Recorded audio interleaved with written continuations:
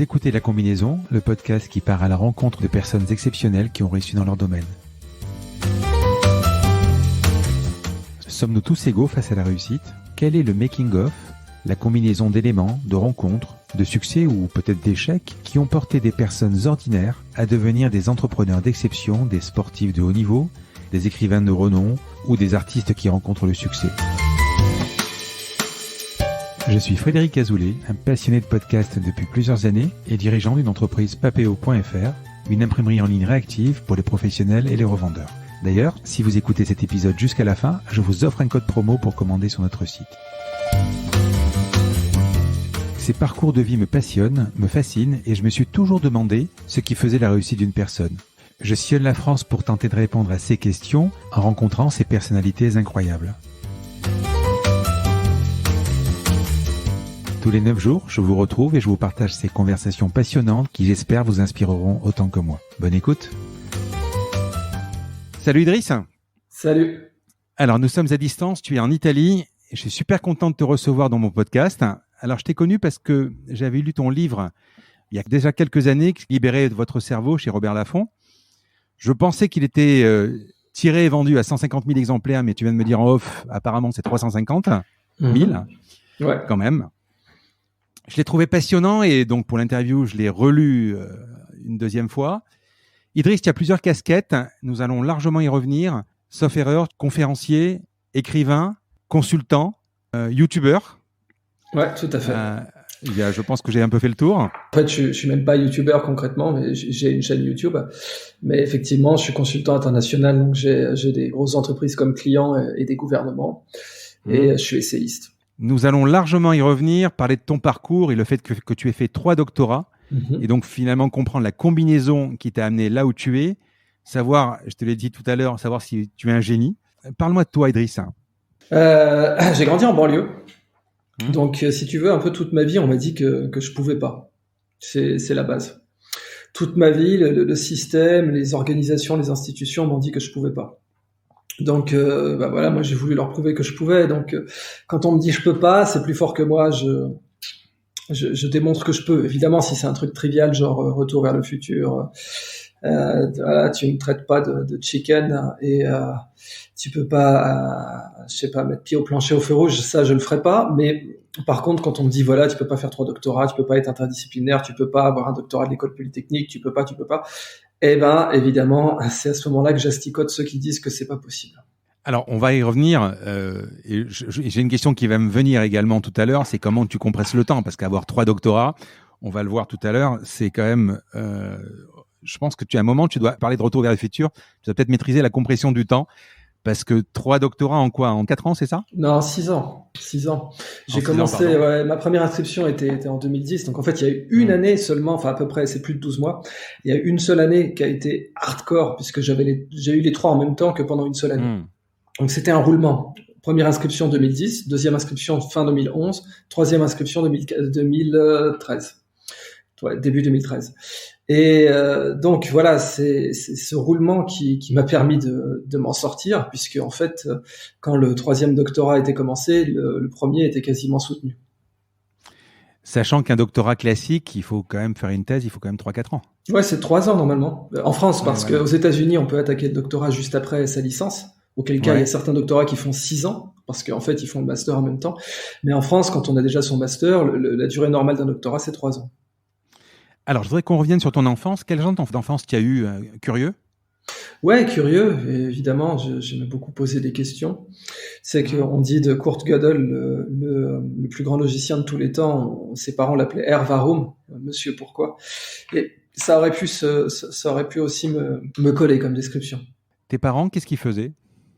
Mes 2 parents étaient formateurs de profs, donc ils étaient dans ce qu'on appelait à l'époque les IUFM, les instituts universitaires de formation des maîtres, donc les endroits où on forme les professeurs, et tous les 2 en mathématiques.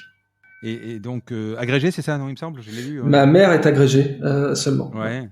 Bac S en 2003, c'est ça ? C'est ça. Juste avant en terminale ou même plus tôt, quand un prof te disait quelque chose, tu avais une tendance un peu à contredire ou de ouf. Oui, Ouais, moi voilà, ça va avec. Hein, ouais. moi je suis quelqu'un de très insolent, mais ça je suis connu pour ça. C'est ce qui a fait mon succès en tant que conférencier, figure-toi, puisque si j'ai donné plus de 600 conférences rémunérées dans le monde, conférences professionnelles, pas conférences amateurs, c'est précisément mon insolence qui est recherchée. Ça secoue les gens, ça permet à l'auditoire de remettre ses certitudes en question, etc. Et ça s'est construit au lycée pour moi. J'ai été viré de mon lycée. Mais tu sais, seulement 3 jours, quoi. Hein, tout ça. T'étais où? J'avais des bonnes notes. Ah, ça, non. Ça, je le dirais pas. Mais en tout cas, voilà, j'ai construit mon insolence à cette période-là. Quand j'étais à la fac, j'étais pas du tout insolent. J'allais voir les profs à la fin des cours et tout. Mais alors, quand je suis rentré à Normal Sup, c'était un grand lycée. En plus, j'étais entouré d'élèves qui avaient jamais rien connu d'autre que le lycée, puisque c'était ils faisaient lycée, prépa et ensuite Normal Sup. Donc, ils avaient l'esprit du carnet de correspondance dans la tête. Ils faisaient tout ce qu'on leur disait. Ça s'est très, très, très mal passé pour moi. Et ça a été vraiment le moment où je me suis rendu compte que les grandes écoles étaient des sortes de lycées castrateurs. Donc, l'insolence, c'est ma marque de fabrique, absolument. Et le fait que tu aies grandi en banlieue, tu dis à un moment dans une interview, je m'en suis sorti. Le simple fait que je m'en sois sorti a été très très mal vécu par tout un tas de gens. Et le simple fait par la suite que j'ai passé 3 doctorats a été encore plus insupportable. Mais il est vrai que la ségrégation en France, c'est quelque chose de sérieux. C'est pas du tout la couleur de peau d'ailleurs. C'est vraiment social. C'est social. La frontière du périph'. Et on le voit d'ailleurs en Italie, puisque en Italie, on avait des ghettos blancs. On avait à Naples, tu vois, les voiles à Naples, ce fameux quartier complètement pourri à Naples, où il y a que des blancs. C'est un ghetto quand même, et on voit exactement les mêmes problèmes qu'ici. Donc c'est pas une ségrégation raciste, mais c'est une ségrégation sociale. Et cette frontière du périph', elle est beaucoup plus violente qu'on le croit à Paris, et pas qu'à Paris d'ailleurs. On revient sur tes études, donc Bac S, doc de sciences. Là, ça reste assez classique. Tu voulais faire quoi au moment où tu t'inscris en doc de sciences? Écoute, oui, je voulais être enseignant-chercheur, bêtement. Hein. J'avais pas beaucoup d'ambition et je m'étais dit voilà, je vais suivre la voie de mes parents, etc. Et puis j'ai eu la chance d'avoir un parcours plus rock'n'roll que ça. Mais effectivement, à Orsay, je passe un doc de biologie où je suis donc dans le top 1% de la promo. Et j'obtiens 7 lettres de recommandation de mes professeurs pour aller à Normal Sup. En fait, je préparais le concours de Normal Sup, mais et c'est là que mon expérience, le témoignage que je peux faire, c'est de voir systématiquement en France la méritocratie se dérober sous mes pieds. Parce que je prépare le concours de Normal Sup, et là, pouf, l'année où je le passe, eh bien, ils l'annulent pour les facs. C'est-à-dire que les élèves issus de fac ne peuvent plus le présenter. Il y avait une voie spéciale pour eux, ce qui était normal, parce que le programme de fac est très différent du programme de prépa. Et l'année où je le présente, je me levais à 5 heures du matin pour faire des exercices corrigés et tout, pouf, il l'enlève. Alors j'arrive à Normal Sup sur titre, c'est-à-dire qu'on a une sélection sur dossier, etc. Et je suis admis donc dans un cursus qui s'appelle prédoctorant. Et effectivement, encore aujourd'hui, il m'est reproché de pas être un vrai normalien à cause de ça. Donc cette dévaluation constante des titres académiques en France et le fait que l'État peut t'annoncer un diplôme et en fait t'en faire passer un autre à ton insu, c'est quelque chose qui m'a suivi toutes mes études, parce que la réforme, tu vois, j'entre en DUG, le DUG ça n'existe plus personne sait ce que c'est. C'est devenu la licence. J'entrais en comment ça s'appelle, en maîtrise. Maîtrise maintenant ça s'appelle le M1, tu vois. Donc avant c'était un diplôme, maintenant c'en est plus un, etc. Donc c'est dans cette turbulence qui est vraiment propre à la maison qui rend fou d'Astérix, hein, que j'ai fait mes études. Donc 2013-2016, tu fais 3 doctorats. Donc ça va commencer à accélérer. Toi qui étais donc en doc de sciences, tu fais un doctorat de relations internationales et diplomatie, littérature générale et sciences de gestion. Alors, quel rapport finalement? Qu'est-ce qui s'est déclenché en toi? J'ai pas du tout fait un doctorat de sciences de gestion, donc c'est Wikipédia qui écrit ça mensongèrement. Ok, désolé. Pas du tout. Au contraire, c'est important de le souligner. En fait, je me suis inscrit en neurosciences à Polytechnique et effectivement, j'en suis sorti avec un doctorat qui était notamment visé sciences de gestion et de Paris-Saclay. Et tout simplement parce que et tu vois toujours cette méritocratie qui se dérobe sous tes pieds, j'entre à Polytechnique à l'école doctorale de l'X, j'y paye mes frais d'inscription, j'y suis sélectionné, c'est particulièrement rigoureux bien entendu. Et entre-temps, l'X perd le droit de délivrer des doctorats. L'école polytechnique n'a plus le droit de délivrer des doctorats, c'est Paris-Saclay qui les délivre, ils ont perdu ce droit-là. Et entre-temps, le laboratoire de neurosciences où j'étais inscrit disparaît. C'est comme ça, les laboratoires ont un cycle de vie. Il s'appelait le CREA. Il avait été fondé par un de mes héros qui s'appelle Francisco Varela. Et ce laboratoire disparaît. Donc administrativement, ils disent allez, où est-ce qu'on le met? Touc. Allez, on l'envoie là. Mais concrètement, j'ai fait un doctorat en neuroergonomie du knowledge management. Donc le but était de travailler sur les interfaces homme-machine. Et ça a été très formateur. Alors maintenant, pourquoi j'ai fait un doctorat de relations internationales? Tout simplement parce que sorti de Normal Sup, moi j'étais pas du tout un privilégié, j'avais pas de salaire à vie, je pouvais pas comme ça directement bénéficier d'un salaire à vie comme tous les autres privilégiés qui m'entouraient. Et donc j'avais besoin d'argent, donc je me suis engagé dans l'armée et j'ai suivi une préparation militaire supérieure en marine. Ça m'a permis d'avoir un peu d'argent, puis d'être structuré professionnellement. C'est une bonne première embauche en quelque sorte. Et j'ai tellement aimé ça que j'ai voulu approfondir le sujet. Or, pendant ma préparation militaire, eh bien, on m'a recommandé une école doctorale très intéressante qui s'appelle le CEDS à Paris et qui normalement forme des diplomates ou des généraux. J'ai eu la chance de pouvoir y être admis de justesse. Et c'est comme ça que j'ai fait effectivement mon premier doctorat. 2016, donc à la fin de ton doctorat, c'est ça? Tu écris « Libérez votre cerveau » qui sera donc le best-seller, on en a parlé. Juste un peu avant, tu avais écrit, je crois, l'économie de la connaissance en 2015. Ça, c'était des essais. Donc, c'était des essais publiés chez Fondapol. L'économie de la connaissance et la géopolitique de la connaissance, qui ont été traduits en anglais et en coréen. Et je crois en chinois aussi. Il y en a un qui a été traduit en chinois. Et puis, Libérer votre cerveau, j'avais fait des chapitres de livres aussi avant. Mais là, Libérer votre cerveau, c'est mon premier ouvrage complet, effectivement. C'est quoi? C'est un besoin de partager, d'écrire? C'est quoi? C'était une commande, figure-toi. Le Libérer votre cerveau, c'était une commande de Robert Laffont. Je salue d'ailleurs Feu, mon éditeur, Roman Perusset, qui nous a quittés et qui m'avait repéré. Et en fait, j'avais fait la couverture du Point 2 fois. Et du coup, les chasseurs de tête de Laffont me sont tombés dessus pour me commander un bouquin. Vous faites les chapitres ensemble, comment ça se passe? J'ai fait les propositions et il me disait voilà, ça serait bien d'avoir un document sur le cerveau. Moi, je leur ai dit écoutez, ma thèse c'est sur la neuroergonomie, donc je crois que je peux vous présenter quelque chose. Et puis je devais donner aussi mon point de vue sur le système éducatif, son évolution ou au contraire son manque d'évolution. Et c'était ça le sujet de ce livre. Donc c'est venu assez naturellement. On a juste inversé l'ordre de certains chapitres, mais total, ça s'est fait très naturellement. C'est là que l'Idriss médiatique a commencé? Non, il avait commencé en 2014. J'ai fait la couverture du Point en 2014. Ouais, mais après les plateaux télé et tout ça... J'avais fait des plateaux télé avant. Et en fait, il y a eu un blitz médiatique qui a dépassé et moi et Laffont, qui venait du fait que ayant été, parce que j'étais éditorialiste au Point depuis déjà 2 ans, j'ai commencé à commettre des éditos dans le Point, donc dans le print, et des chroniques aussi, c'est vrai, depuis 2014. Et en fait, ce qui s'est passé, c'est que j'avais fait un édito sur le projet Sea Orbiter de Jacques Rougerie, un excellent projet qui n'a pas pu voir le jour en France, hélas. Et ça m'a valu d'être invité par Jacques Rougerie comme conseiller scientifique.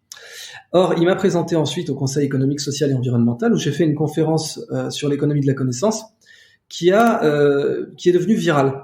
Mais c'était pas du tout prévu. Je veux dire, il y a pas de vidéo du Conseil économique, social et environnemental qui devienne virale.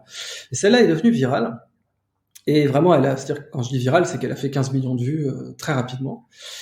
Et c'est ça en fait qui a créé ce Idriss médiatique tel que vous le connaissez. Mais ça vient 2 ans après que j'ai déjà été. J'intervenais sur une émission qui s'appelle Les Extraordinaires avec Christophe de Chavannes, qui faisait qui faisait quand même 25% de part d'audience et qui dans chaque épisode faisait plus d'1 million d'audience. Et ça, c'était entre 2014 et 2016. Alors, je t'ai dit, je l'ai lu 2 fois. C'est pas un livre que tu peux lire rapidement, parce que comme on le disait en off tout à l'heure, il y a plein d'anecdotes, il y a plein d'exemples, il y a il y a même des côtés pratiques à la fin. Cet exercice. Cet exercice, c'est ça. Comment on fait pour écrire un bouquin aussi documenté? C'est-à-dire, ta vie entière, tu notes des choses? Quand on t'écoute même en conférence ou en plateau télé, tu as plein de citations, tu as plein de chiffres, tu as plein d'histoires. Comment on fait pour faire ça, quoi? Alors, faut savoir que quand tu es conférencier, tu as un énorme avantage technique à rassembler tes connaissances. Donc, rassembler tout ce que tu sais et le mettre en tas, ça donne une fausse impression d'érudition ou de pouvoir répondre au tac au tac, etc. Alors qu'en fait, la plupart des gens ont de la connaissance en archipel. donc ils s'y connaissent un peu, je sais pas, en mécanique, tu me demandes pas de changer une courroie de transmission ou quoi, je serais complètement incapable de faire ça, mais la plupart des gens ont des connaissances en archipel. Quand t'es conférencier, c'est très utile de tout rassembler. Et de vraiment de faire un seul continent de connaissances avec ce que t'as. Ce qui donne, j'insiste, une impression d'érudition, alors qu'en fait, t'as pas particulièrement plus de connaissances que quelqu'un, disons, de ton expérience à âge comparable ou quoi. Maintenant, pour le bouquin, bah là, un bouquin, c'est plus facile parce que t'as accès à Internet. Oui, mais qu'est-ce que tu veux dire par rassembler tes connaissances? Bah, tu vois, par exemple, ma dernière conférence Super France à l'île de la Réunion, je parle de boxe, de jeux vidéo et de l'âge de bronze. Oui. C'est devenu ma marque de fabrique, c'est-à-dire de l'interdisciplinarité, mais de trouver un fil conducteur entre des connaissances disjointes. Donc, l'immense majorité des conférenciers, ils te font des conférences monosujets. Par exemple, il y a un conférencier que j'aime énormément, qui est Marc-André Selos, qui est un des meilleurs vulgarisateurs de biologie en France, qui te fait une superbe conférence sur les tanins. Mais il va pas te parler de jeux vidéo ou d'âge de bronze au milieu, tu vois, c'est juste les tanins. T'as un autre conférencier qui tourne beaucoup sur Internet et que j'aime énormément, c'est Henri Guillemin, qui est décédé maintenant. Il te fait un cycle de conférences sur la Commune ou sur l'entre-guerre de 1870-1914 ou sur Napoléon. Et l'interdisciplinarité, c'est vraiment ma patte, quoi, ma griffe. Donc c'est tout. J'essaie de trouver un fil conducteur entre des choses que je sais. Et ça donne une narration. À 600 conférences, de toute façon, tu dois répéter assez souvent les mêmes choses. Oui, parce que après j'ai une dizaine de conférences au total qui tournent, tu vois, et puis après tout un tas de variations, de panachés, etc. Et tu es également chroniqueur donc au Point et au Huffington Post également. Enfin, c'est un peu le grand écart là, pas contre. Tu fais quoi comme genre de chronique? C'est pas. Alors, je suis éditorialiste au Point, donc je le suis plus maintenant, mais je faisais des éditos au départ, mais aussi des chroniques web. Et donc, tu sais, le grand écart. Alors, ça vient d'une période où comment dire, les allégeances politiques étaient beaucoup plus clivées. Quoi. C'était vraiment comme les clubs de foot. Quoi. T'étais pour le PSG, t'étais pour l'OM. Et puis aujourd'hui, c'est Nassim Nicolas Taleb qui l'explique très bien, dit qu'en fait les allégeances politiques, il faut toujours les placer dans un contexte. Par exemple, la plupart des gens ne le savent pas, mais on est tous communistes à l'échelle de la famille. Ça, c'est un fait. Hein. Je veux dire, le communisme est défini par de chacun selon ses moyens, à chacun selon ses besoins. Toutes les familles fonctionnelles travaillent comme ça. C'est ce que disait Nathalie Arthaud, d'ailleurs. Évidemment, ce que je lui reproche, c'est de vouloir avoir un État paternaliste, du coup, parce que quand elle dit qu'il faudrait que l'État soit géré comme une famille, j'aimerais savoir qui sont les enfants et qui sont les parents, du coup. Mais c'est ça l'idée, c'est-à-dire que les allégeances politiques, en réalité, ont une échelle. On peut être conservateur à l'échelle de la nation, on peut être libéral à l'échelle de la région ou du département, et on peut être communiste à l'échelle de la famille. Donc, écrire pour le HuffPo ou pour... j'écris plus pour le HuffPo depuis un certain temps tout de même, hein. Mais en réalité, l'allégeance politique du HuffPo était complètement indifférente au contact. C'est-à-dire que j'ai été présenté au HuffPo par des clients qui m'ont dit « Tiens, on veut faire une nouvelle série, est-ce que ça te dirait d'alimenter ?» Et puis voilà. Après, j'ai vu des vidéos même sur Le Point là tout récemment. Elles sont super, des petits clips de 1 ou 2 minutes. Oui, ils ont pas bien marché. C'est-à-dire, ils ont pas. C'est un truc assez marquant. Elles sont sympas, quoi. C'est rigolo, elles sont sympas. Ils ont fait du bon boulot, mais c'est ça qui est marrant, c'est que elles ont dû faire 15 000 vues, tu vois. Elles ont pas marché sur YouTube parce que il y avait une charte éditoriale. Et ça, c'est le succès, si tu veux, des blogs et des médias directs aujourd'hui. Tu prends un blog qui s'appelle H16. Qui est un blog très libéral, il a une charte complètement hardcore sur le plan du vocabulaire et puis des expressions en général, et ça passerait pas du tout un comité éditorial, mais c'est ce qui fait son audience. Je me suis vraiment rendu compte que le naturel total et le caractère cash, c'est ce qu'on voit aussi dans Thinkerview au passage, fonctionne beaucoup mieux. Donc ces vidéos du Point, ils ont fait un très bon boulot éditorial, mais ça s'est retourné contre eux puisque elles n'ont pas fait d'audience. Allez, on va parler de libérer son cerveau. Est-ce que tu peux me pitcher le bouquin en 2 minutes?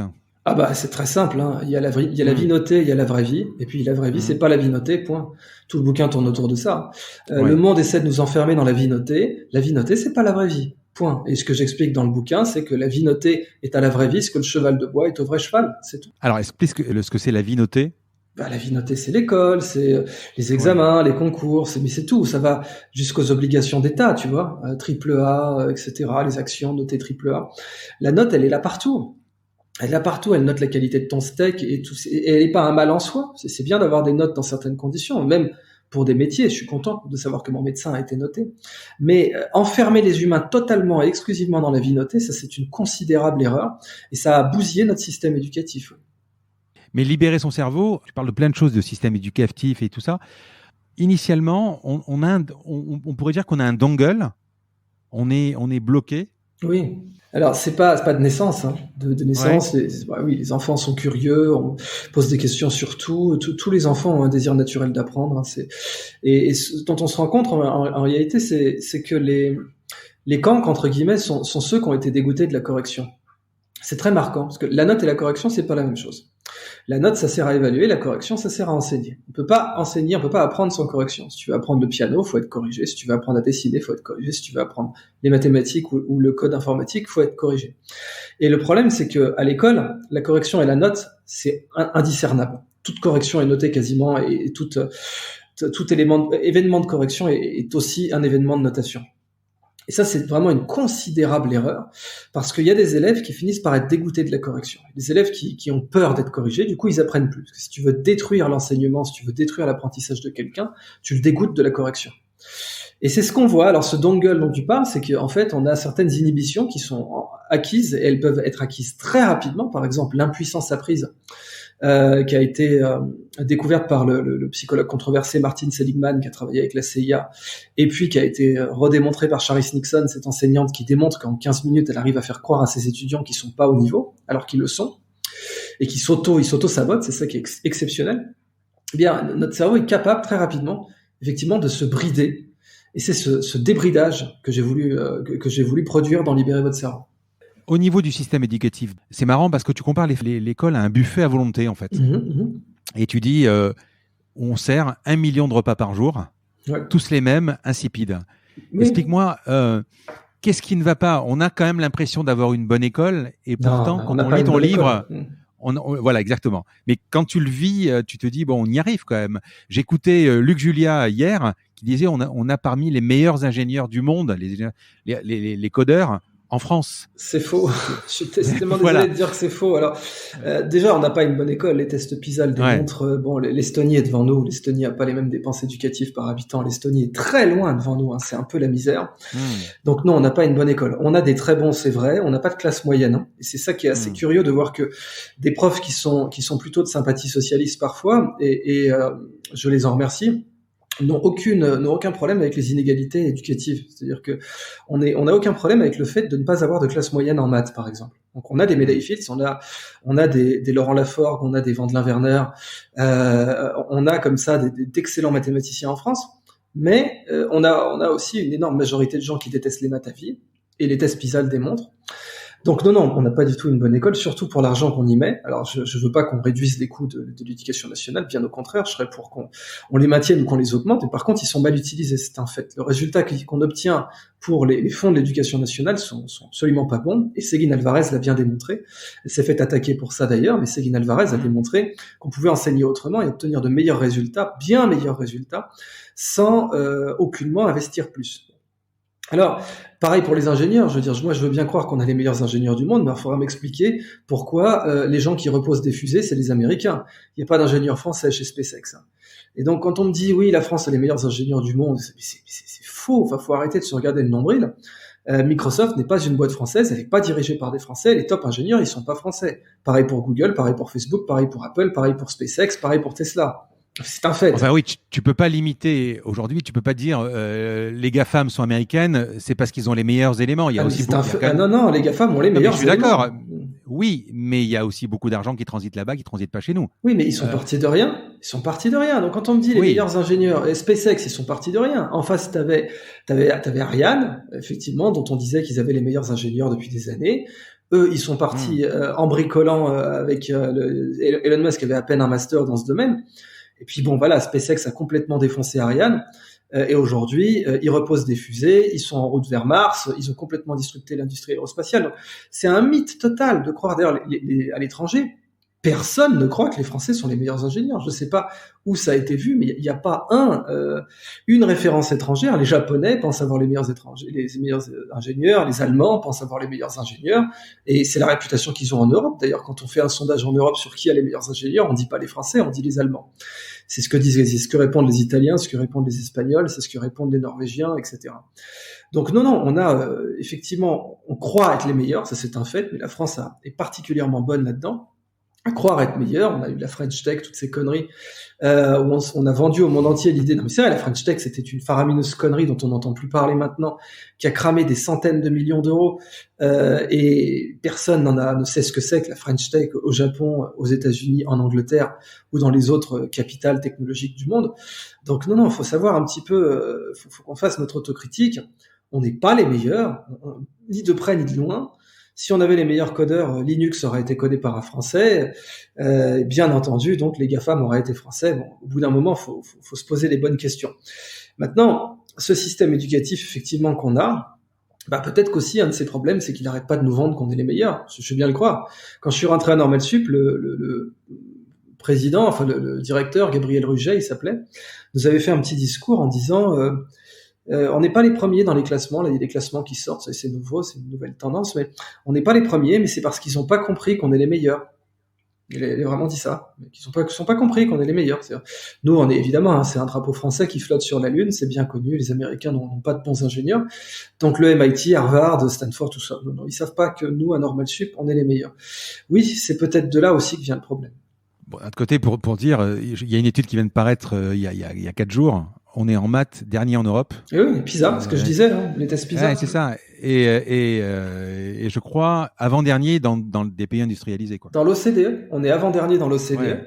Et donc Taïwan est loin devant nous, Singapour évidemment est loin devant nous, et l'Estonie est loin devant nous. Mais qu'est-ce qui va pas? Qu'est-ce qu'il faudrait si tu étais ministre de l'Éducation, tu ferais quoi? Immédiatement, je donnerais plus de responsabilités aux profs. J'arrêterais cette maison qui rend fou, complètement pyramidale. Parce que d'où vient le problème? Les pays qui ont connu un empire colonial ont un système éducatif merdique et violent. Et alors le Royaume-Uni a réussi à s'abstraire de ça, même si en réalité leur système de collège-lycée est pas du tout bon. Mais sauf évidemment dans les très très prestigieux comme Eton, etc. Mais concrètement, le fait de dire, tu vois, on a des écoles normales. Il faut que on a adopté le business model de McDonald's. Et c'est ça qui est vraiment curieux, c'est qu'on sert effectivement le même Big Mac partout. Ou en tout cas on prétend, parce que quand on parle du mythe de l'école de la République, pourquoi c'est un mythe? Parce que même si on a les mêmes programmes, on n'a absolument pas la même expérience éducative à Henri IV ou à Mantes-la-Jolie. Ça, c'est un fait. Et donc on peut tourner ça dans tous les sens et brandir le mot ou le terme l'école de la République comme on veut, mais le fait demeure qu'on n'a pas la même expérience éducative entre Mantes-la-Jolie et Henri IV ou Louis le Grand.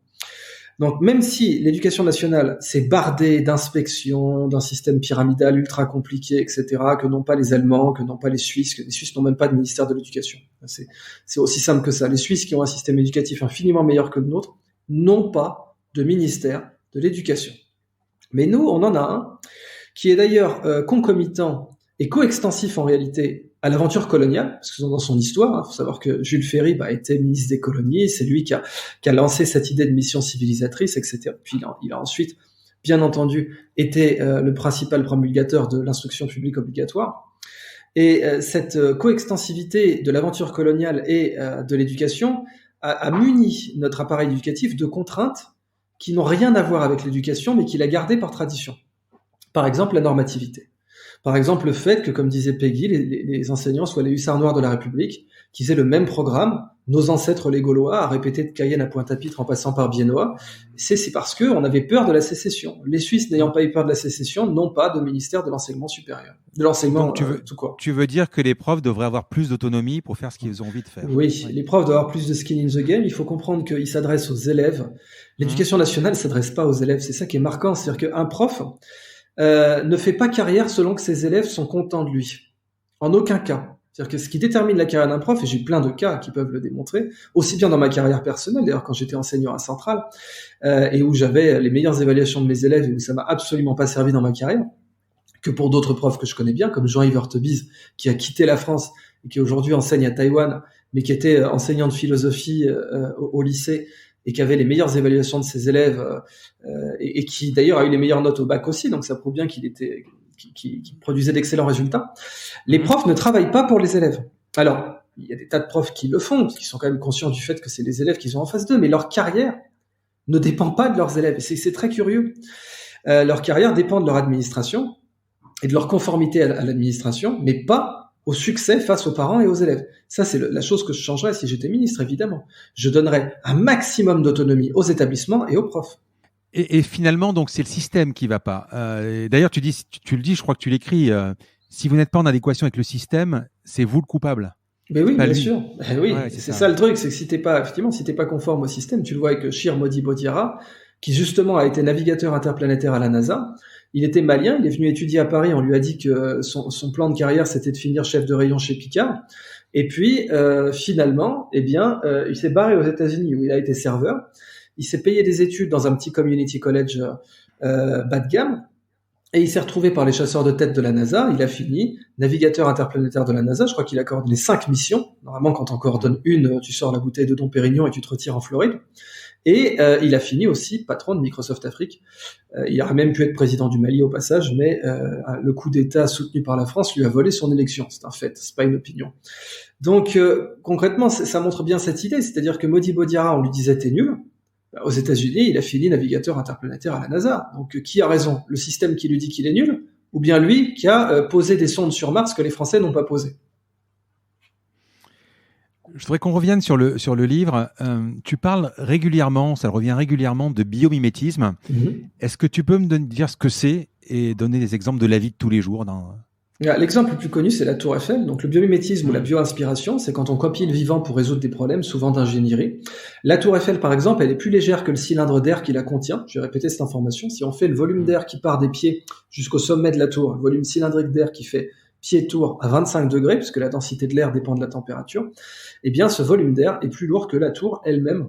Et ça, c'est rendu possible par le fait que l'ingénieur en chef de Gustave Eiffel s'appelait Koechlin.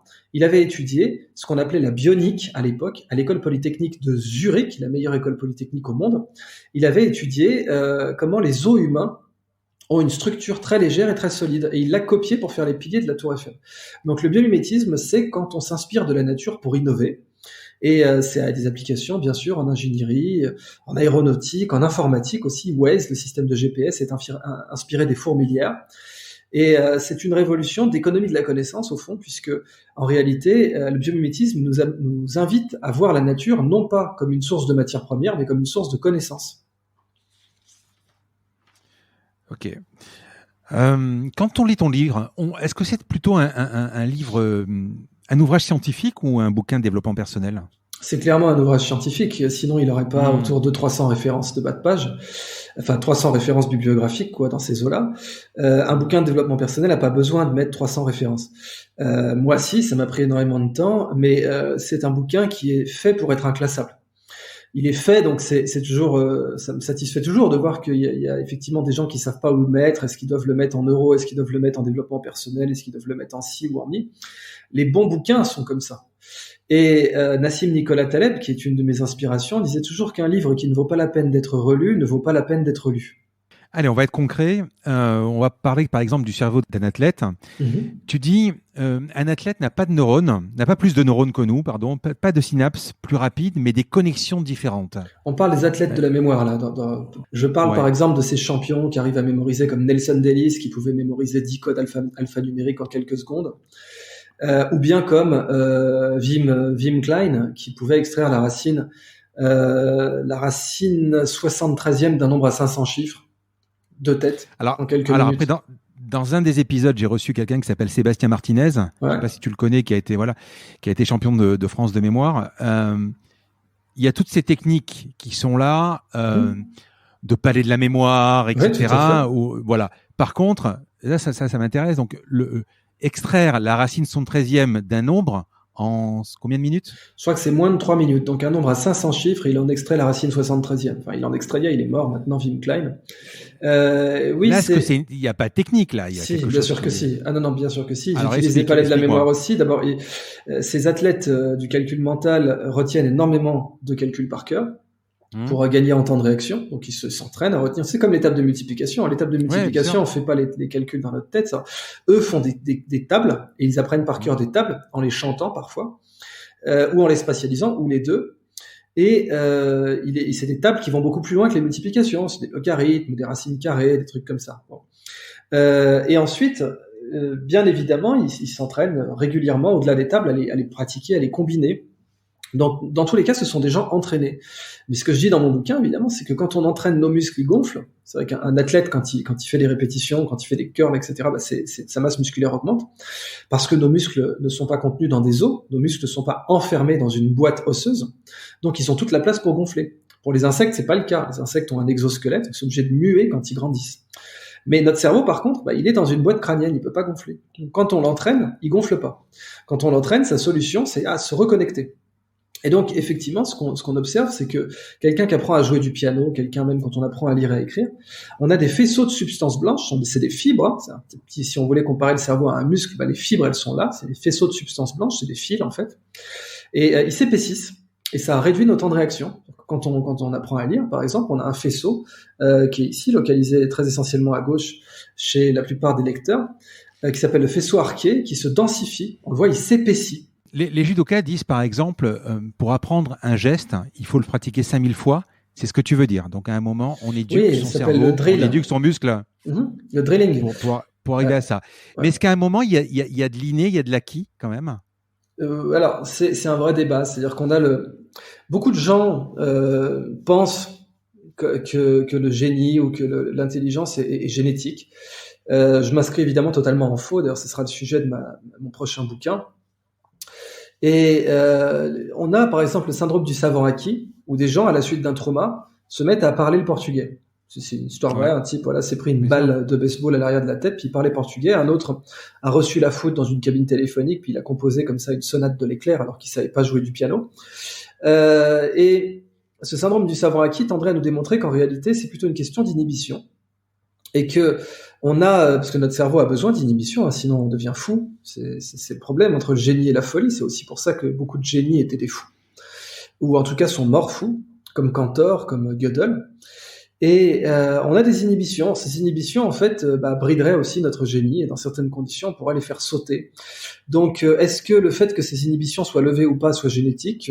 Aujourd'hui, on ne sait pas vraiment. J'ai rencontré un dessinateur, et quand je lui ai posé la question de savoir si c'était un don, je l'ai presque vexé, parce qu'il m'a dit non, je travaille 8 heures par jour depuis 30 ans, c'est pas un don.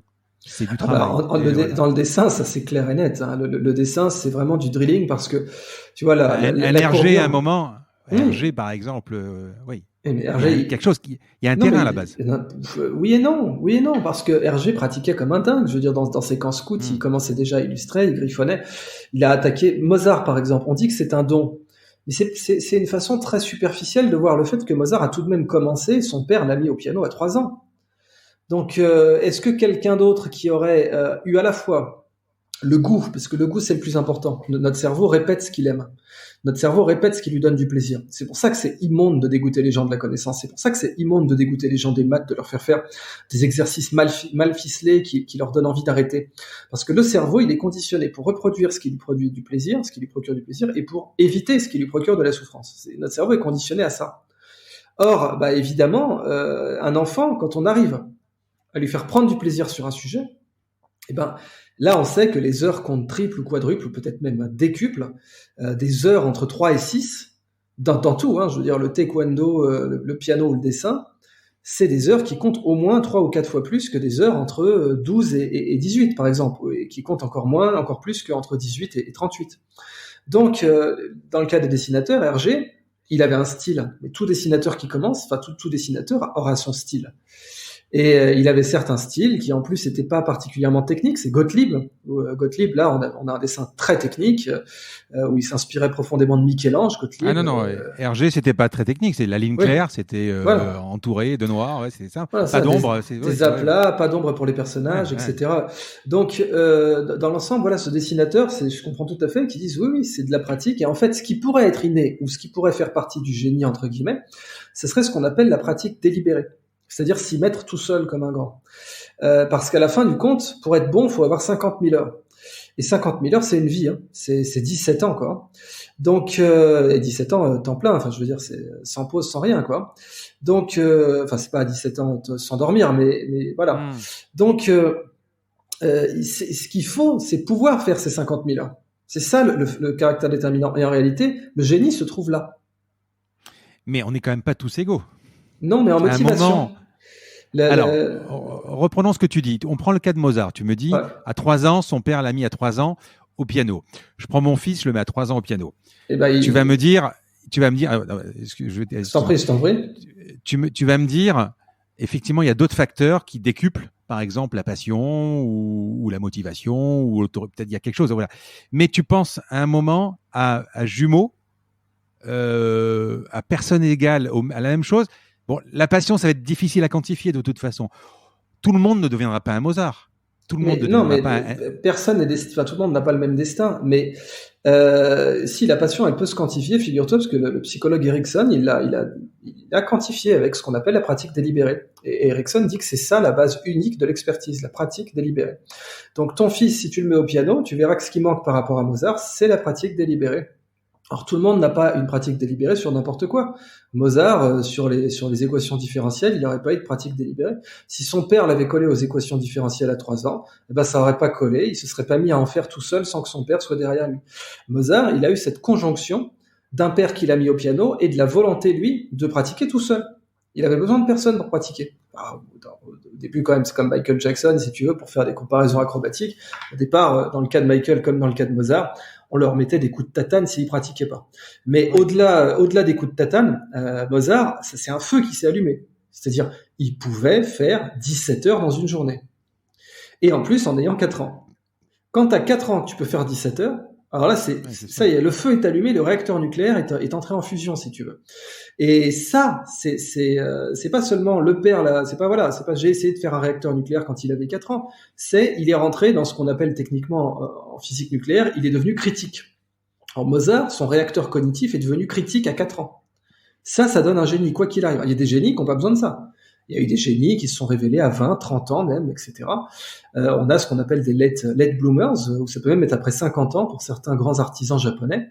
Mais quand tu caches un enfant avec ses heures qui comptent double ou triple ou quadruple, parce qu'on ne sait pas encore vraiment le dire, et qu'il a cette pratique délibérée, donc spontanément, il t'enchaîne du 14-15 heures par jour, là tu peux être certain que ça va donner quelque chose d'extraordinaire. Finalement, on est tous égaux ?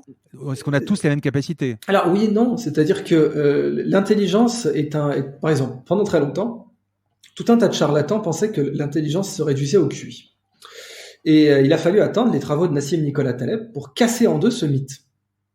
Que le QI avait des intérêts, il pouvait être intéressant pour mesurer le déclin cognitif à la suite d'un trauma, toutes ces choses-là. C'est utile d'avoir le QI comme instrument un peu médical. L'avantage du QI, c'était si quelqu'un est dans un accident de voiture, on pouvait mesurer comme ça un certain impact cognitif avec une règle. Mais en aucun cas, ça mesurait l'intelligence générale. Et Taleb, donc Nassim Nicolas Taleb, l'a entièrement démontré dans un article d'il y a 2 ans, qui est sans appel maintenant et qui fait que scientifiquement, c'est derrière nous. Alors, quid de l'intelligence du coup ? Et dans mon prochain livre, j'adresse cette question.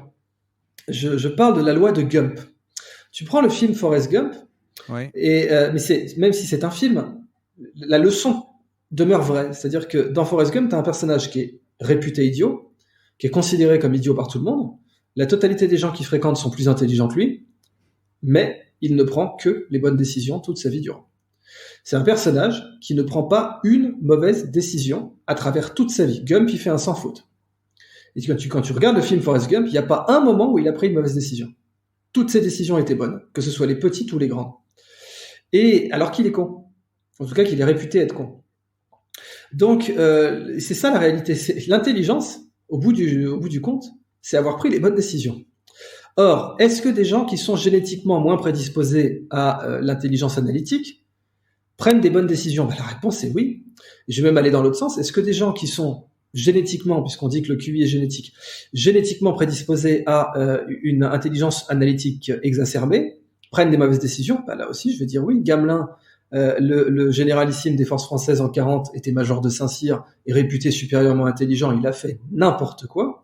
Et cerise sur le gâteau, tous les dignitaires nazis qui ont été inculpés au procès de Nuremberg avaient un QI très supérieur à la moyenne.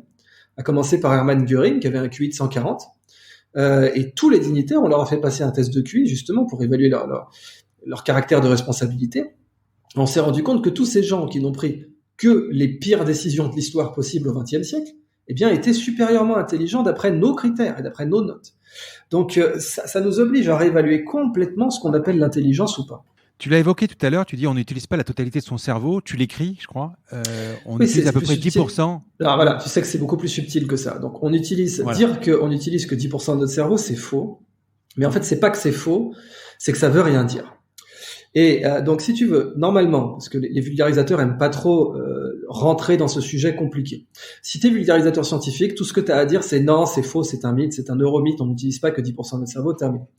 En réalité, c'est vrai et c'est faux.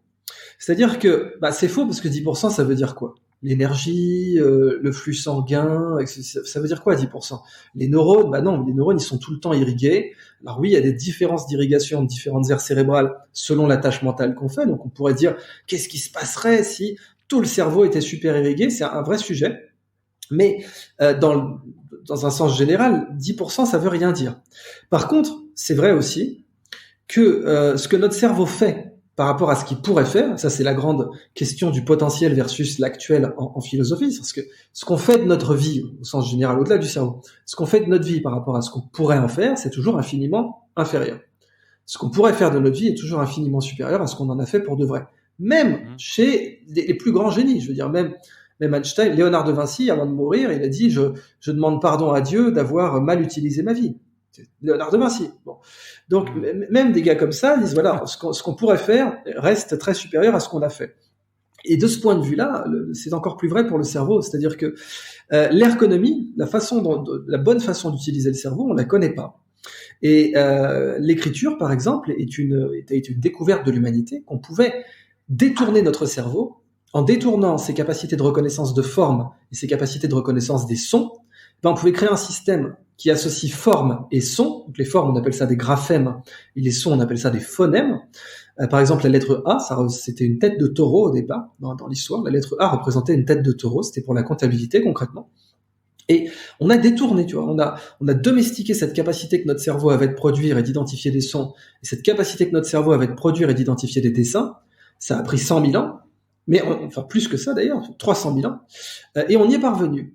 Donc, pourrait-on faire comme ça pour d'autres fonctions du cerveau? J'en suis convaincu. J'ai d'ailleurs présenté un chapitre dans Libérer votre cerveau sur ce sujet que j'ai appelé Libère-écriture. Je suis convaincu qu'on pourrait, et c'est dans ce sens-là qu'on n'utilise pas tout notre cerveau, est vrai philosophiquement. Mais on ne pourrait pas arriver à un peu genre, c'est quoi, c'est Inception, le film, une pilule, une capsule, quelque chose qui va... Oui, No Limit, Limitless, Limitless, c'est ça, oui, pardon. Voilà, ou Lucie. Alors, il y a des nootropes. Sartre en prenait. Sartre prenait des amphétamines quand il écrivait. Bon, évidemment, Balzac tournait à 3 cafetières avant midi, et c'est un peu un des trucs qui l'ont tué. Et puis Foucault, je crois, se mettait un petit buvard d'acide tous les livres qu'il lisait. Il lisait un livre, il prenait un buvard, il enchaînait. Pour la petite histoire, c'est pendant un trip sous acide que les fenêtres en informatique, tu sais, l'interface graphique avec les fenêtres, la souris, le pointeur, ont été pensées. C'était des hippies qui s'arrachaient à l'acide et qui se sont dit, waouh, si on pouvait voir dans l'ordinateur, ça serait génial, ça serait une révolution. Voir dans l'ordinateur, il faut une fenêtre, c'est logique. En tout cas, sous acide, c'est logique. Et du coup, on a des nootropes, ça existe. D'ailleurs, les antéogènes, c'est comme ça qu'on les appelle. Il y a les nootropes, c'est ce qui améliore la concentration. Donc, par exemple, la taurine, la caféine, etc. Et les amphétamines, bien entendu. Et puis les antéogènes, donc c'est des trucs qui font halluciner ou qui dissocient du corps. Et on sait que les druides en prenaient.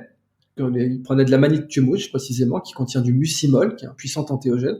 Et puis, il y a les chamans d'Amérique du Sud qui prennent de l'ayahuasca. J'ai eu l'honneur de pouvoir faire une cérémonie de l'ayahuasca. Je peux confirmer que c'est le dissociatif le plus puissant, pour l'instant, qu'on connaisse dans l'humanité. Et donc, oui, ça change complètement. D'ailleurs, dans la Silicon Valley, c'est pas pour rien qu'ils prennent de l'ayahuasca, au passage. Enfin, eux, ils prennent juste la DMT. Ils ont une approche très industrielle du truc. Mais donc, oui, c'est possible. Mais, comme disent les anglo-saxons, there is no free lunch. C'est-à-dire que quand on prend un truc pour s'augmenter d'une façon ou d'une autre, en fait, ça réduit une autre dimension. Le cerveau est équilibré. Et donc, quand on essaie de l'améliorer dans une direction, on le rend moins bon dans une autre. Et il y a que la nature qui peut savoir,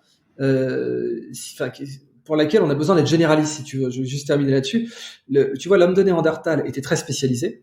il avait une masse musculaire supérieure à la nôtre, il avait une boîte crânienne supérieure à la nôtre. Alors, on croit que l'homme de Néandertal, c'est une sorte de primitif, pas du tout. Il a une boîte crânienne d'1,8 litre, nous c'est 1,3. Alors, sans doute notre cerveau est plus chiffonné que le sien, donc c'est peut-être pour ça, mais il était beaucoup plus affûté pour l'ère glaciaire.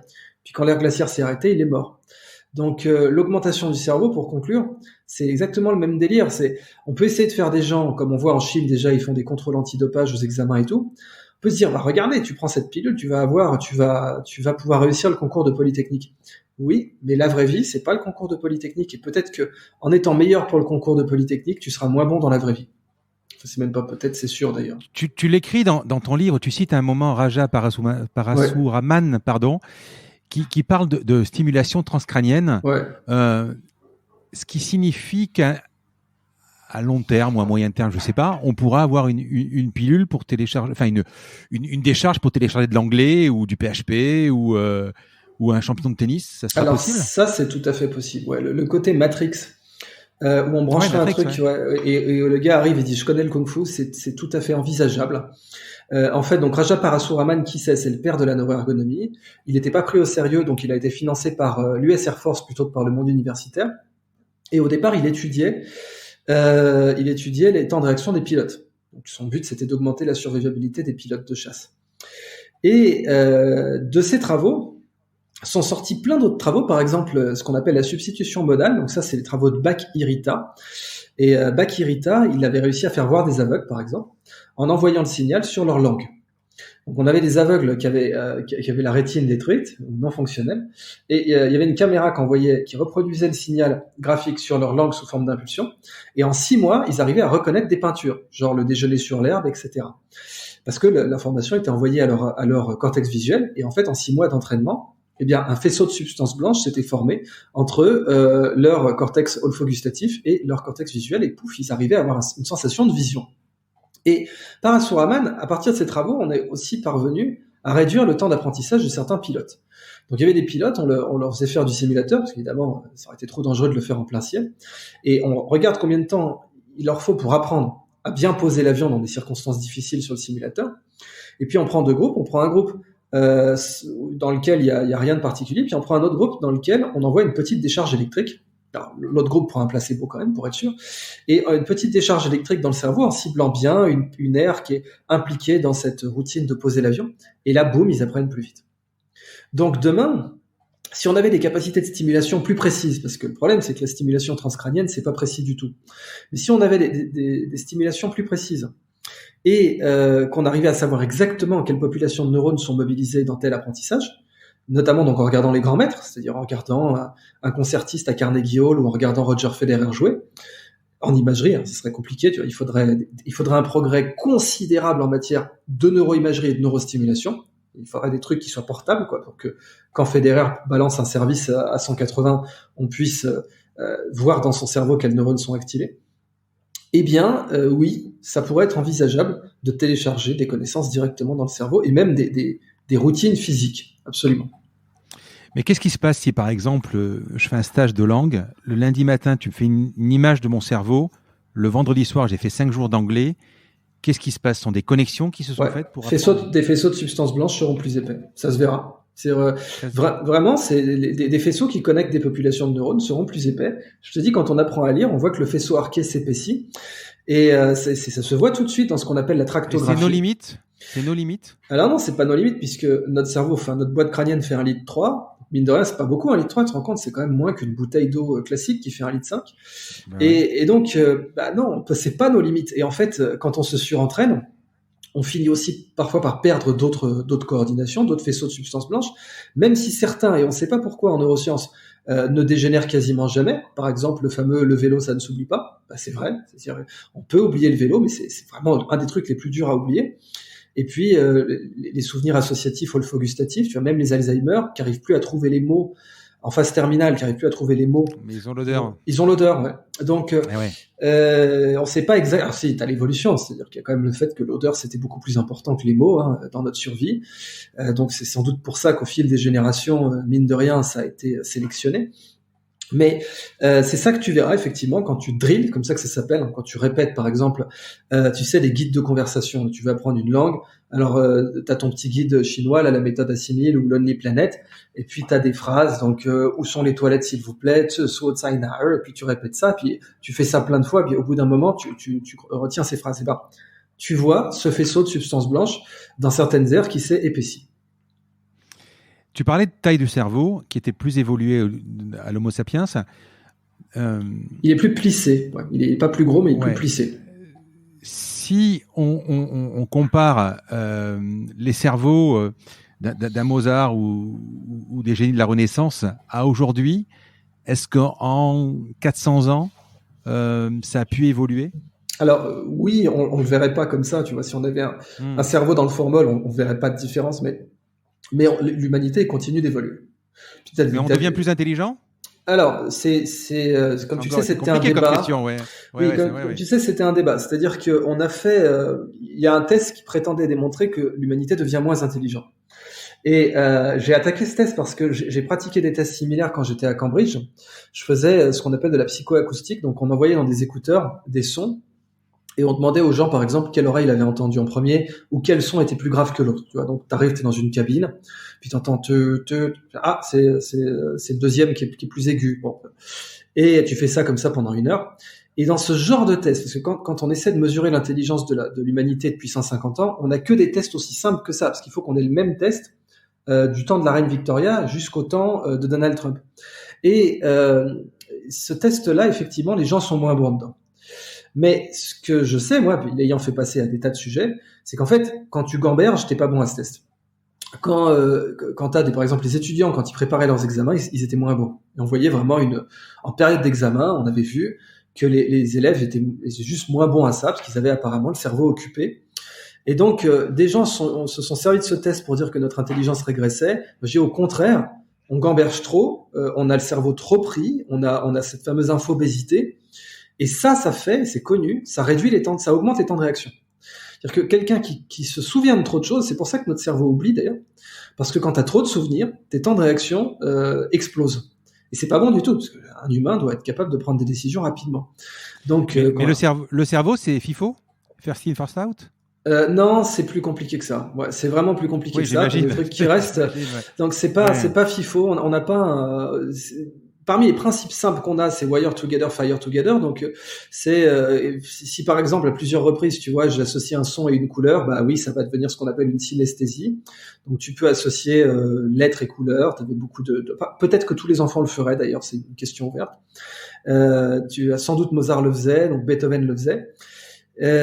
Donc voilà, ça c'est des principes généraux. Mais tous les neurones du cerveau les pratiquent pas cette règle, mais elle est très répandue. Mais on n'a pas beaucoup d'autres principes qui soient aussi généraux dans le cerveau. C'est un peu une boîte à exception, le cerveau. Dans ton livre, tu as un chapitre que je trouvais intéressant également. C'est comment payer avec du papier blanc. Ouais. Est-ce qu'on peut hacker le cerveau? Donc complètement. Voilà. On prend dans ce qu'on appelle un exploit, en fait. Donc en hack, quand tu disais il y a du hack, il y a plein de hacks différents. Bah un des hacks les plus connus, c'est l'exploit. Et on peut le faire puisqu'en fait, on peut faire une clé à notre cerveau. C'est tout. Alors, mais c'est de l'informatique aussi. On dit un exploit en informatique aussi. Oui, c'est ça. Bah, en fait, c'est ça. Pour le cerveau aussi, c'est-à-dire que le cerveau est pas parfait. Il a un empan. Donc, tu vois, l'empan de la main, c'est la distance entre le pouce et le petit doigt. Ouais. Et ça détermine ce qu'on peut attraper. Tu vois, un ballon de basket, il est optimisé pour être à l'empan d'une main, quoi. Et en fait, notre cerveau, il a des empans d'attention, par exemple. La seule différence, c'est que notre main, on la voit. Notre main, tu sais, les bébés au départ savent pas que leur main est à eux. Hein. Donc, tout début, les bébés, ils voient ce truc qui se déplace devant leurs yeux. Ils sont pas conscients que leurs mains leur appartiennent. Et nous, notre cerveau, on le voit pas. Donc, l'empan de notre cerveau, ça nous saute pas aux yeux. La main, autant, si tu me donnes un ballon qui fait 3 fois la circonférence d'un ballon de basket, je sais que je pourrais pas le manipuler facilement, tu vois. Mais avec le cerveau, tu peux faire des petits pièges comme ça aux gens, en leur mettant trop de trucs dans la tête, ce qui fait qu'ensuite, ils vont prendre des décisions réflexes. Et donc, comment payer les gens avec du papier blanc? C'était une petite routine de mentaliste d'un mec qui s'appelle Darren Brown. Et ce qu'il fait, c'est que donc il arrive dans différentes boutiques et il leur dit ah là là, j'étais un peu intimidé par le métro new-yorkais, ça se passe à New York. Et j'étais perdu. Alors vous pouvez me dire où est la station? Est-ce qu'elle est à gauche? Elle est à droite? Elle est à l'ouest? Ça c'est l'est ou c'est l'ouest, monsieur? Je suis pas sûr, etc. Et puis au moment où il va payer, il dit donc, vous savez, moi j'étais un peu intimidé par le métro new-yorkais, mais mon pote m'a dit prends-le, c'est bien, prends-le. Bon, et il donne son papier blanc à ce moment-là.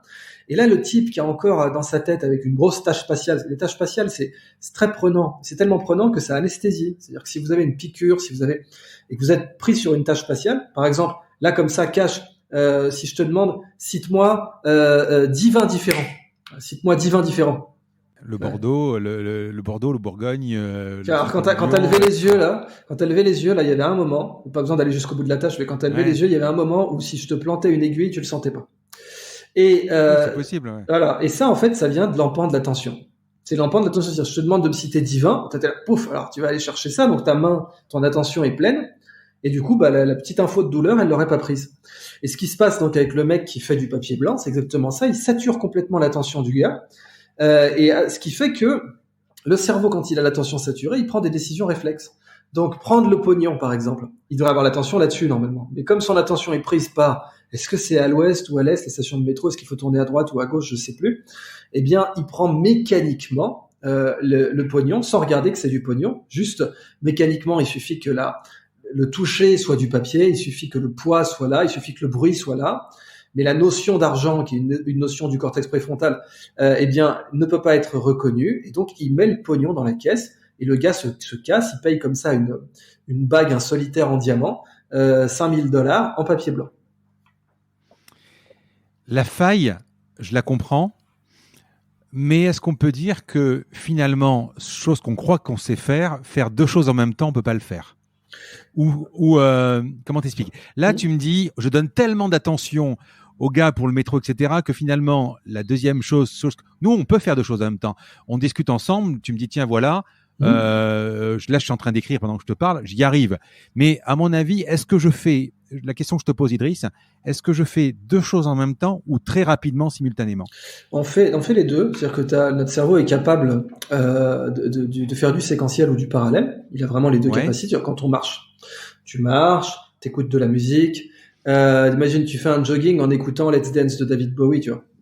Bon, ça me rappelle l'histoire du président, tu te souviens? Ouais, il pouvait pas mâcher son chewing-gum en même temps. Ouais. C'était de Ronald Reagan qu'on disait ça. Effectivement, donc en fait, dans la vraie vie, on peut le faire. Dans la vraie vie, on fait plein de trucs en même temps, tout le temps. C'est juste notre cerveau. En plus, le parallèle, c'est relaxant pour notre cerveau. C'est pour ça qu'une marche, c'est une petite marche, c'est relaxant. Ce qui nécessite de l'effort pour notre cerveau, c'est la conscience séquentielle. Ça nécessite un vrai effort. C'est fatigant. C'est à ça qu'on limite l'école, d'ailleurs, tu remarques. L'école, c'est pour ça que les Allemands, ils ont le gymnasium avec beaucoup plus de sport, beaucoup plus d'activités en extérieur. Mais nous, en fait, on fait que le séquentiel, et ça, c'est la corvée. Alors, c'est pour ça que quand tu forces les élèves à faire ça longtemps, ils regardent par la fenêtre, ils se mettent en mode musique d'ascenseur dans leur tête, ils regardent leur téléphone, ils écrivent sur la table, parce qu'ils ont envie de faire du parallèle. Notre cerveau est vraiment capable de faire les deux. Et on peut faire combien de choses en même temps? Ça dépend ce que tu appelles une chose. En fait, il n'y a pas de réponse à cette question. Jongler, marcher. Mais tu vois, jongler, c'est ultra prenant. Alors, de toute façon, c'est pas compliqué. Alors, tu prends la conduite. Marcher en chantant, c'est facile. Oui, mais tu prends la conduite. La conduite, tu fais plein de trucs en même temps. Tu identifies les panneaux, tu essaies de savoir où tu dois aller, tu essaies de savoir à quelle heure tu dois y être. Bien sûr, tu comprends tes créneaux, tu comprends tes manœuvres, etc. Donc, ça te donne une idée de tout ce qu'on peut faire en même temps. Alors après, la question, c'est qu'est-ce qu'on appelle une chose. Un conducteur amateur qui commence, il fait tout en séquentiel. Donc, il pense chacun de un créneau, il pense chacun de ses mouvements. Un conducteur chevronné, ça passe tout seul. Il peut penser à autre chose, écouter de la musique, etc. Je peux pas te dire quand je vais tourner que j'ai mis le clignotant, pourtant je l'ai mis. Mais c'est ça, parce que justement, parce que tu conduis depuis suffisamment longtemps pour ne même plus avoir à y penser. Ça devient un réflexe. Et donc c'est ça, le faire en même temps. Ce qu'on sait, c'est que plus on pratique, plus on est capable effectivement de ne pas solliciter notre cerveau en séquentiel pour faire une tâche. Quand une tâche a été vraiment répétée, a été vraiment drillée, elle passe en parallèle. D'accord. On va parler d'ordinateur. Je voudrais savoir ce que tu penses, et du cerveau, je voudrais savoir ce que tu penses de l'IA. L'IA, Est-ce que ça va exister? Est-ce que est-ce que comme Poutine, celui qui maîtrisera l'IA, il maîtrisera le monde? Est-ce que Musk dit que c'est un des plus grands dangers qu'on va connaître? Qu'est-ce que tu en penses? L'IA, c'est la nouvelle machine à vapeur. Donc, Poutine a raison. Quand tu prends le discours de Charles de Gaulle en 40, il disait bien, nous avons été écrasés par les forces mécaniques de l'adversaire. Et c'est vrai que l'armée allemande était mieux mécanisée que l'armée française, en tout cas mieux organisée dans ses pouvoirs mécaniques. Donc, elle a explosé l'armée française à cause de ça. Et la mécanisation est en train d'évoluer en noétisation. C'est le terme que j'ai inventé dans mon prochain livre, la noétisation, qui est la mécanisation de l'esprit. Donc la mécanique, ça permettait de fournir un travail, ça remplaçait les bras par une machine, et maintenant on a du travail cerveau. Avant on avait du travail bras qui était remplaçable par des machines, maintenant on a du travail cerveau qui va être remplaçable par des machines. Et évidemment à l'avance on peut pas dire quel travail, de la même façon qu'on pouvait pas dire quel travail bras allait être totalement remplacé par le travail machine. Et on sait qu'encore aujourd'hui l'industrie du luxe en France est là pour en témoigner, mais tout le travail bras n'a pas été éliminé. Hermès continue à faire des sacs à la main, même si on peut faire des sacs avec des machines. Donc, on ne peut pas prédire à l'avance les tendances de la substitution. Comme pendant la révolution industrielle, on n'a pas pu prédire les tendances de la substitution du travail bras par le travail machine, le travail cerveau par le travail machine, on ne peut pas prédire à l'avance tout ce qui sera substitué. Par contre, ce qui est sûr, c'est que des travaux qui étaient considérés comme prestigieux, comme jouer aux échecs, eux sont substituables complètement. Donc c'était considéré comme très classe d'être un grand joueur d'échecs comme Garry Kasparov qui s'est fait fumer par Deep Blue d'IBM. C'est considéré comme très classe d'être un grand joueur de Go comme Lee Sedol qui s'est fait fumer par AlphaGo de Google. Par contre, c'est considéré comme pas classe d'être un geek qui joue à StarCraft 2. Ça, manque de bol, les machines n'arrivent pas à être meilleures que les humains à StarCraft 2, pour l'instant. C'est un peu le prochain horizon d'ailleurs des IA. Donc, et l'intelligence artificielle d'Elon Musk, avec son projet OpenAI, est en train de toucher aujourd'hui des pro-gamers. Ils sont en train de se rapprocher des pro-gamers. Et être un pro-gamer, c'est beaucoup plus difficile, même si c'est moins prestigieux en société, c'est beaucoup plus difficile mathématiquement qu'être un champion du monde de jeux de Go. Donc, voilà l'IA, si tu veux. C'est un chien, l'IA. Elle peut faire plein de choses, elle peut mordre le facteur, apporter le journal, mais elle n'a pas éliminé, le chien n'a pas éliminé le métier de berger. Mais est-ce que tu penses, comme Luc Julia, que ça sera une intelligence augmentée plutôt qu'artificielle?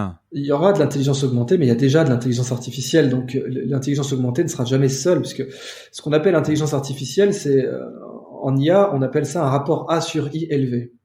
C'est-à-dire que il y a eu besoin de peu d'entraînement. Le rapport A sur I, c'est, tu vois, un chien d'aveugle. Un chien d'aveugle, il a fallu beaucoup le dresser. Donc un chien d'aveugle, ça coûte très cher, parce que le service qu'il rend, reconnaître les feux, aller chercher une bière dans le frigo, que sais-je, le chien d'aveugle, le service qu'il rend, c'est des centaines d'heures d'un mec qui facture ses heures 150 €. C'est pour ça qu'un chien d'aveugle, ça vaut 15 000 balles, jusqu'à 30 000 balles pour certains, parce que tu dois payer toutes les heures. Bon. Le rapport A sur I, c'est ça, c'est-à-dire que le chien d'aveugle, il a un mauvais rapport A sur I, parce qu'il a fallu beaucoup d'heures pour obtenir son intelligence. Il y a des IA qui ont un rapport A sur I élevé.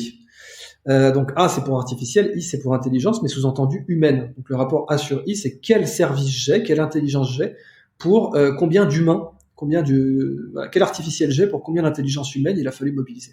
Tu as des IA qui sont capables d'apprendre toutes seules, qui n'ont pas besoin d'humains pour s'entraîner, et qui peuvent même déposer des brevets. Ça existe. Tu as des IA qui créent des inventions. Par exemple, tu as des types d'antennes pour des satellites, on appelle ça les antennes évoluées. Elles ont été trouvées par des IA. Aucun humain ne les a trouvées ou guidées. Et du coup, quand ils ont déposé le brevet, ils ont mis la machine comme déposant. Alors, c'est pas légal. Pour l'instant, les machines n'ont pas de personnalité juridique, même si l'excellent avocat Alain Bensoussan milite pour que les machines aient une personnalité juridique, justement. Mais les chercheurs ont dit, c'est pas nous, c'est la machine qui a trouvé ça. Donc la vraie IA existe déjà, c'est ça le truc. L'intelligence augmentée existe aussi, mais dire qu'il y aura que l'intelligence augmentée, c'est déjà faux, puisque la vraie IA, qui a même pas besoin d'humains, elle existe déjà. Non, mais ce qui m'étonne, et ce que j'écoute, et ça me passionne, parce que on compare beaucoup l'IA, on fait beaucoup de parallèles avec le machine learning. Bon. J'ai reçu dans le podcast Eric Landry de Quant, et je vais poser la question de savoir comment, quand je tape pull au vert rouge dans Google ou dans Quant, j'ai un pull au vert rouge qui s'affiche, ou une fille avec un pull au vert rouge. Bon, il te rentre 5000 pulls au vert, 5000 couleurs rouges et 5000 filles, et quand tu vas taper une fille au pull au vert rouge, elle va apparaître à l'écran. Bon, ça, c'est le machine learning, et tu pourrais dire c'est l'intelligence. Après, il va en déduire vert, bleu, etc. Mais ça, c'est entraîné. C'est une autre intelligence artificielle. Ce que je voudrais comprendre, c'est que pour pouvoir entraîner, moi, je te donne un exemple. J'ai ma petite fille qui adore les animaux.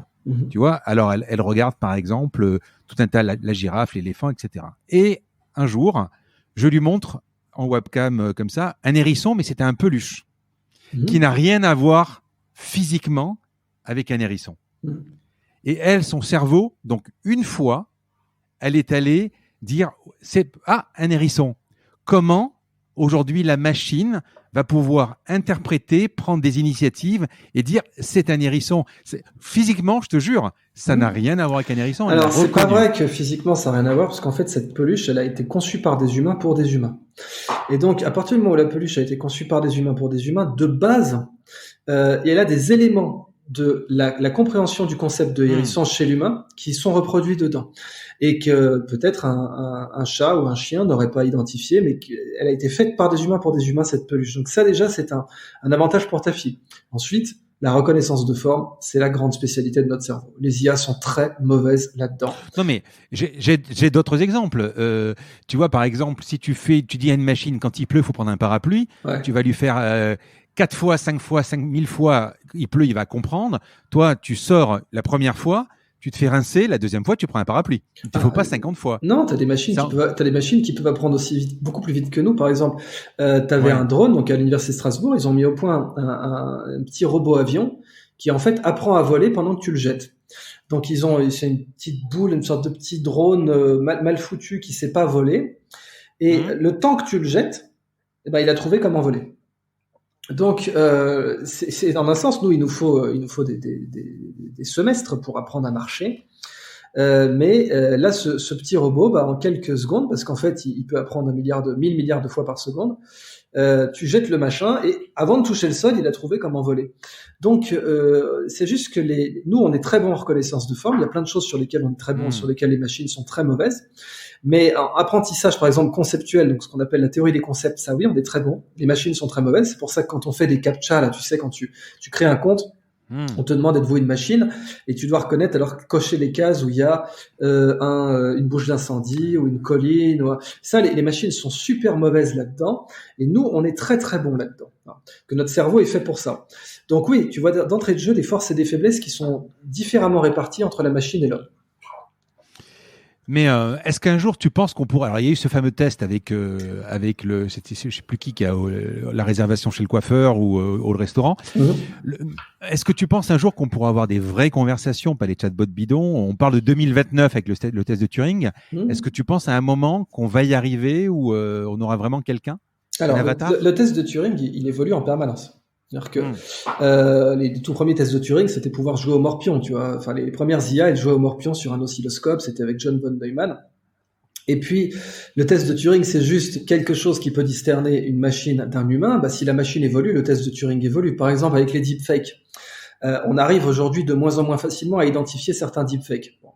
Mais il faut savoir que quand on a... Qu'est-ce que tu appelles les deepfakes? Ah oui, pardon, les deepfakes, ce sont, tu sais, ces IA qui font des fausses vidéos. Donc tu peux mettre par exemple le visage de Clint Eastwood sur une scène de Robert De Niro. Donc si tu veux revoir demain Taxi Driver avec la tête de Clint Eastwood plutôt que Robert De Niro, tu peux. Évidemment, tu sauras faire la différence, mais il y a une IA qui va te coller les mimiques de Clint Eastwood à la place.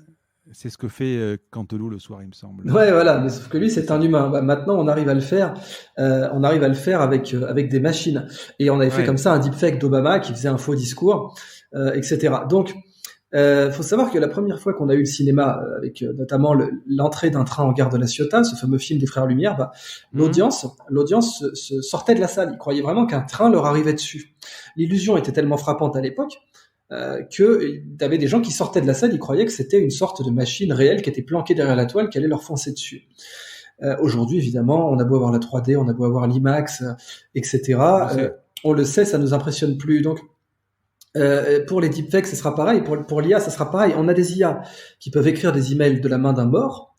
On les nourrit avec les emails qui ont été écrits par un défunt, et elles arrivent à t'écrire de nouveaux emails en copiant son style, en copiant ses mimiques, en copiant ses fautes d'orthographe, etc. Ce qui fait que même sa famille peut s'y tromper. Même sa famille peut être là, oula, je ne saurais pas dire, avec tous les problèmes que ça peut poser pour l'héritage, l'authentification, vol d'identité, arnaque en ligne, etc. Mais en même temps, tu vois, l'humanité s'améliore. Donc, il va y avoir une course aux armements entre ce que la machine peut faire et ce que l'humain peut repérer. Et l'IA va être un vrai miroir pour nous. Toi qui es spécialisé, comment tu peux expliquer à un moment que tu parlais d'un litre 3, c'est ça, le cerveau? Ouais, le volume de la boîte crânienne humaine, c'est 1,3 litre. Voilà. Il consomme quoi, 20 watts? Ah, moins, c'est moins que ça, je pense. Il faudra vérifier, là, tu me prends comme ça au dépourvu, mais je pense que c'est moins que ça. Comment c'est possible? Comment on n'y arrive pas, quoi? Faut savoir qu'un colibri, certains colibris, consomment 2 grammes de graisse pour faire Venezuela, Texas. Donc, en fait, et puis certains crocodiles, le crocodile du Nil peut survivre 2 ans sans manger. Voilà, 2 ans. Et c'est ça le truc, c'est que ça c'est du biomimétisme, du coup, c'est plus vraiment de l'intelligence artificielle. C'est que tu vois, mon ordinateur là, j'ai dû le brancher pendant le podcast, donc il n'y a pas la caméra, mais je peux le dire. Quand tu m'as demandé ce que je faisais, j'étais en train d'aller le chercher parce que mon ordinateur n'a plus assez de batterie. Et voilà, cet ordinateur, en une journée, il meurt de faim. Parce que concrètement, plus avoir de batterie, c'est être mort de faim. Moi, pour mourir de faim, c'est 33 jours. Voilà. Moralité, perdre de la batterie, c'est facile. Perdre du gras, c'est difficile. Donc c'est con que je puisse pas brancher mon ordinateur directement dans mon bourrelet, mais tu vois, l'idée, c'est que la nature est très très bien foutue. Donc, pour le cerveau, c'est ça l'idée. Et l'intelligence, effectivement, est tellement bien foutue que Waze, ce fameux GPS qui a été racheté par Google pour plus d'1 milliard de dollars quand même, hein, eh bien, Waze est inspiré des fourmilières. Il n'y a pas d'embouteillage dans les fourmilières. Parce que les fourmis déposent une goutte de phéromone sur le sol quand elles sortent, et elles sont entraînées à suivre le chemin le plus parfumé. Les phéromones, c'est du parfum. Eh bien, Waze a copié ce modèle, ça s'appelle la stigmergie en biologie. Ça a été découvert par un biologiste français. Et à chaque fois que tu appuies sur le frein, ils mettent un moins sur la carte. Chaque fois que tu appuies sur l'accélérateur, ils mettent un plus. Et ce faisant, en agrégeant tous les moins et les plus de la journée, ils ont les cartes de chaleur de la ville et ils peuvent te dire par où il faut passer. Alors, on était aux prémices de l'informatique quantique. Donc, ce cerveau-là, à un moment, on pourra le brancher, on pourra avoir quelque chose d'équivalent, une machine équivalente qui pourra calculer, créer des connexions. Alors, tu sais que c'est un problème de sociologie universitaire que parfois, il y a des sujets que tu peux pas aborder. Parfois, il y a des sujets qui sont valides scientifiquement, mais que tes pairs ne te laisseront pas aborder. Et l'un d'entre eux a été... Alors pendant très longtemps, je veux dire, dans tous les domaines, hein, toute révolution scientifique, elle a cet aspect-là, qu'elle commence par être ridicule, et ensuite elle est considérée comme dangereuse, puis finalement elle devient évidente, la relativité générale, la tectonique des plaques, etc. Mais il y avait une question qui était considérée comme ridicule par les neuroscientifiques, qui avait été posée par des physiciens, Brian Josephson notamment et Roger Penrose, un ami de Stephen Hawking. Brian Josephson a eu le prix Nobel. Et c'était, y a-t-il de l'informatique quantique dans le cerveau? Et à cette question, nous n'avons toujours pas de réponse. Donc l'immense majorité des neuroscientifiques, si tu leur demandes, ils vont dire évidemment que non, mais il n'y a pas la moindre preuve. Et en fait, parce que c'est un métier où on confond souvent, c'est ce qu'on appelle en science, on dit absence of evidence is not evidence of absence. C'est-à-dire que l'absence de preuve n'est pas la preuve de l'absence. C'est une erreur que font énormément de chercheurs et d'universitaires de croire que s'il n'y a pas de preuve publiée, ça veut dire qu'elle n'existe pas. Ça veut dire qu'on a la preuve qu'elle n'existe pas. Et ça aussi, c'est rappelé par Nassim Nicolas Taleb, qui dit, voilà, en statistique, c'est faux. Absence of evidence is not evidence of absence. Et donc, y a-t-il de l'informatique quantique dans le cerveau? C'est une question, en réalité, très sérieuse. Alors, si tu la poses à des neuroscientifiques un peu plan-plan, comme Stanislas Dehaene ou Franck Ramu, tu auras une réponse immédiate qui est non, pas du tout. Ils sont pas physiciens quantiques, mais ils vont te répondre non tout de suite. Si tu la poses à des gens un petit peu plus aboutis dans le domaine, et donc notamment Roger Penrose, mais pas que, eh bien là, tu verras que c'est en fait beaucoup plus compliqué et qu'on ne peut pas répondre à cette question aujourd'hui, qu'on a même des instituts de recherche, notamment au Japon et aux États-Unis, puis des instituts de recherche publics, sérieux, qui sont pas juste des petits délires de milliardaires, eh bien, qui s'interrogent là-dessus. Donc, pour répondre à ta question, si on a l'informatique quantique, est-ce qu'on va dépasser le cerveau? Peut-être même pas. Alors, je sais pas si on pourra comparer, faire une course. Alors déjà, je sais que tu aimes beaucoup Apple. Dans les dernières keynotes, justement, maintenant, ils parlent de CPU neuronales. Oui. Alors, c'est marketing, peut-être. Oui, mais non. Oui et non, parce que tu as donc les M1, donc Apple là est en train de produire une révolution silencieuse. Ah oui, avec ces nouvelles puces, c'est du délire complet. Hein. Elles ont d'ailleurs des consommations. Tu sais que les architectures ARM, donc Advanced Risk Machine, donc on avait les architectures CISC et RISC, et les architectures RISC sont très très peu gourmandes en énergie. C'est pour ça que c'était ARM qui faisait les puces, qui faisait les modèles des puces pour les smartphones. Et c'est pour ça qu'Intel a complètement raté ça. T'as pas de puce Intel dans les smartphones. Intel a complètement raté cette révolution. Et elles ont été mobilisées précisément parce qu'elles avaient une consommation très, très basse, à tel point que parfois l'électricité statique suffisait à les activer. C'est le gars qui a inventé les architectures risques. Il a été frappé de voir qu'en fait, il n'avait même pas branché le circuit d'alimentation et le machin tournait. C'est d'ailleurs utilisé par les services secrets pour produire des machines espionnes qui peuvent fonctionner uniquement à l'électricité statique. Pour te montrer un peu le niveau. Et Apple a produit ça, mais ils se sont beaucoup inspirés du cerveau dans l'architecture. C'est tout à fait exact. C'est pas juste du marketing. Leurs puces sont réellement neuromorphiques. Et tu as IBM qui a même breveté par ailleurs un nouvel élément de circuit qu'on appelle le Memristor et qui reforme certains aspects des synapses. Donc c'est pas du marketing du tout. Apple a réellement, c'est autant du marketing que de rappeler que Waze vient des fourmilières. Waze, effectivement, c'est pas aussi intelligent qu'une fourmilière, mais ça a extrait un fonctionnement fondamental des fourmilières pour sortir ce logiciel. Et Apple a extrait différents fonctionnements fondamentaux du cerveau pour faire ces fameuses puces neuromorphiques. Bon, d'un autre côté, on peut pas comparer. Enfin, je veux dire, aujourd'hui, tout à l'heure on parlait de QI, après on a parlé de QE, après on a parlé de pour mesurer l'intelligence. J'ai eu l'impression que pendant des années, on mesurait finalement l'intelligence avec le jeu de Go voilà. C'est plus comme ça. Ça pourra plus être comme ça. Comment on peut mesurer aujourd'hui l'intelligence humaine? Est-ce que à un moment, elles vont soit marcher en parallèle avec la machine, ou à un moment ça peut se croiser ou s'inverser? C'est vraiment comme la mécanisation du travail des bras, quoi. Donc Jarvis va un jour exister. Oui, voilà, mais c'est très utile. Par exemple, tu vois, on va faire un petit test. Je prends mon téléphone et je pose une question à Siri. Hey Siri, ça fait combien 0 divisé par 0? Imaginez que vous avez 0 biscuits et que vous les partagez à part égale entre 0 amis. Combien de biscuits ont chacun de vos amis? Vous voyez, ce n'est pas logique. Bon.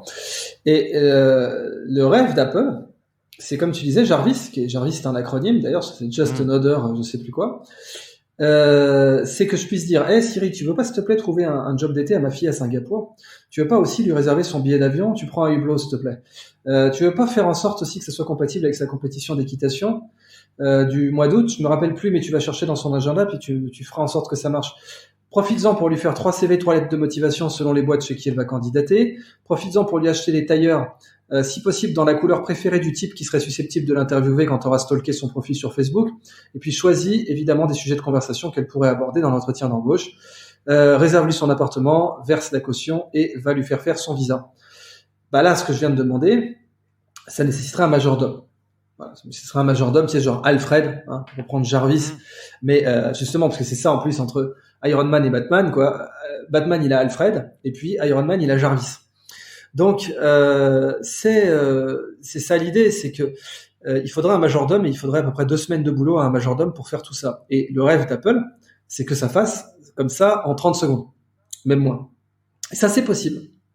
Ça, c'est possible. Avoir des services de majordome comme ça avec l'IA, ça va être une révolution comparable à, tu vois, par exemple, comment j'ai fait 3 doctorats? J'ai fait 3 doctorats parce que je suis né quand il y avait Internet. Enfin, je suis né juste avant Internet.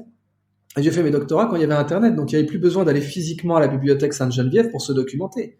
Je pouvais tout de suite, avec Google Scholar, sortir une référence, la lire et la noter. Et ça, mine de rien, mis bout à bout, ça te fait des heures de travail qui sont des dizaines d'heures, des centaines d'heures qui sont économisées. Eh bien, c'est pareil avec ça. Tu vois, aujourd'hui, il faudrait encore qu'un majordome dépense ses heures pour faire CV, lettre de motivation, tout ça. Demain, peut-être que la machine pourra le faire tout seul. On est encore loin? Ah oui, on en est encore loin. Ouais. Enfin, quand je dis loin, tu sais, hein, c'est comme tout. C'est Alexa, mais c'est ouais, bien sûr. Il peut y avoir des disruptions. On va parler jeux vidéo. Alors, tu es passionné de jeux vidéo, il me semble, à titre personnel. Je sais pas comment tu trouves le temps déjà. Le temps. Pourquoi tu joues? Alors, voilà, je joue à plein de trucs. Alors, le meilleur jeu, un des meilleurs jeux de tous les temps pour moi, c'est The Witcher 3. Je le recommande, c'est un chef-d'œuvre. Un des meilleurs studios, donc c'est celui qui produit ce jeu, qui s'appelle CD Projekt Red. C'est un studio polonais qui a failli mourir, qui a failli faire faillite. Et c'était des gars qui vendaient des CD sous le manteau piratés juste après, dans les années 90. Tu vois, ils vendaient des Windows 95 à l'arrache, etc. Quand la Pologne s'est sortie du communisme. Et avec le bénéfice qu'ils ont fait, ils ont créé un petit studio de jeu qui faisait des traductions. Puis finalement, ils ont fait ce studio qui est un chef-d'œuvre absolu, qui produit donc The Witcher 3 ou Cyberpunk, là, le nouveau qui sort. Et sinon, je joue à des jeux de stratégie. J'aime bien Wargame, des studios français Eugène Systems, qui sont de très très bons studios.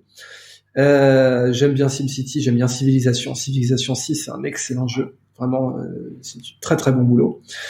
Et tu fais pas du Call of Duty ou ce genre de choses? Si, j'ai fait Call of aussi. Ouais. Je suis moins Call of, mais j'aime bien. Ça me détend. Mais moi, je préfère les jeux où tu dois cogiter, quoi. D'accord. Sur une console ou sur l'ordinateur? Les deux. Console, ordi, parce que comme je voyage beaucoup, tu vois, j'aime beaucoup me faire des Mario Kart. Ça, c'est vraiment, peut-être, j'ai grandi là-dedans. Donc, ouais, les deux. Moi, je suis quand même d'une génération où le cerveau admirable, c'était c'était le Kasparov, c'était le gars qui jouait aux échecs. Bon, tu écris, j'ai beaucoup étudié les pro-gamers. Ce qui m'a frappé chez eux, c'est que si certains étaient en échec scolaire et rejetés par notre système éducatif, ils avaient développé un niveau de compétence en algorithmie, informatique et optimisation digne d'un élève de master. Ouais, c'est vrai, parfois donc, même d'un doctorat. Le jeu vidéo, ça développe à fond? Non, c'est d'être bon qui développe, c'est toujours pareil. C'est-à-dire que le jeu vidéo, il a une beaucoup plus grosse variance des deux côtés. C'est beaucoup plus facile d'y rentrer. Alors, les jeux d'échecs, le jeu de Go, c'est plus dur d'y rentrer. Mais c'est beaucoup plus difficile aussi d'être excellent dedans. Donc les pro-gamers, c'est pour ça que j'ai pas pris n'importe quel joueur, les pro-gamers, les gars qui arrivent à être numéro 1 mondiaux dans leur domaine, eux, effectivement, d'ailleurs, d'un point de vue complètement cognitif, ils sont meilleurs que Garry Kasparov. Tout simplement parce que les IA n'arrivent pas à les battre. Les IA peuvent battre. Comment tu peux comparer? Enfin, tu dis justement dedans, le programmeur, il va faire 400 actions par minute. Ouais. C'est pas une méthode de calcul d'échelle qui est comparable avec celle de Kasparov qui va faire 40 coups dans sa tête. Justement, si, parce que tu sais bien que explique-moi. Carlsen, par exemple, le prodige des échecs, il peut te jouer 30 parties simultanément. Il peut t'exploser les bons joueurs d'échecs, il y en a 30, il te les explose simultanément. Enfin, les uns derrière les autres, il les prend comme ça, il fait aller-retour et il les fume tous et il les bat tous. Il a 28 victoires et 2 peut-être pattes. Donc, en fait, il y a une mesure en informatique, ça s'appelle le facteur de branchement. Et le facteur de branchement, c'est le nombre de degrés de liberté.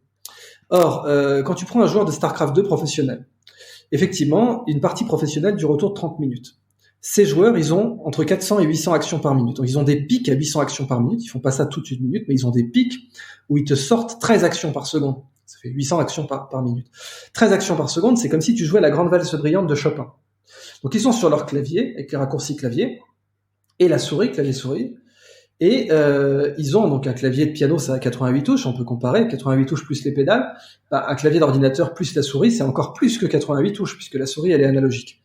Mais les pédales aussi, alors on va dire on n'est pas au joystick, hein. On n'est pas au joystick. Non, t'es clavier-souris. Mais en simplifiant, on va dire que c'est autant de complexité qu'un piano. Eh bien, 30 minutes, 400 actions par minute en moyenne, et 88 actions possibles, ça te fait un facteur de branchement de 88 puissance 400 x 30. Et ça, c'est beaucoup. En fait, c'est beaucoup plus que le jeu de Go, qui est lui-même beaucoup plus que le jeu d'échecs.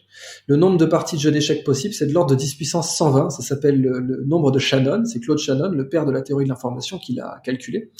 Et en première approximation, bien sûr, et le nombre de Shannon, c'est 1 suivi de 120 zéros. Ça, c'est le nombre de parties d'échecs plausibles. Quand je te dis que c'est pas comparable, alors excuse-moi parce que je connais pas bien Starcraft. Prenons le cas par exemple de Call of Duty ou un jeu de. Oui, c'est bien sûr, c'est pareil. Un facteur de branchement énorme. Mis à part que ce qu'on disait au début sur par exemple l'intelligence du muscle, ce que tu veux, c'est-à-dire qu'à un moment, quand je rentre chez moi à la maison, je tourne, je mets mon clignotant, je sais même pas si je l'ai mis, mais j'ai mis mon clignotant. Oui, ça veut pas dire aujourd'hui. D'accord, mais quand tu fais 400 ou 800 actions par minute, tu as des réflexes. C'est même plus ton cerveau enfin, c'est ton cerveau évidemment, c'est ton cerveau derrière. Mais c'est tes doigts comment t'expliquer? Tandis que Kasparov, non, ce que tu veux dire, c'est justement, je te contredis parce que j'ai du mal à m'exprimer. Ouais, vas-y. Non, ce que tu veux dire, c'est l'action est pas délibérée à 400 APM. Mais si, les actions des pro-gamers à 400 actions par minute, en 400 APM, elles sont délibérées, elles sont réfléchies, et la moindre erreur leur coûte la partie.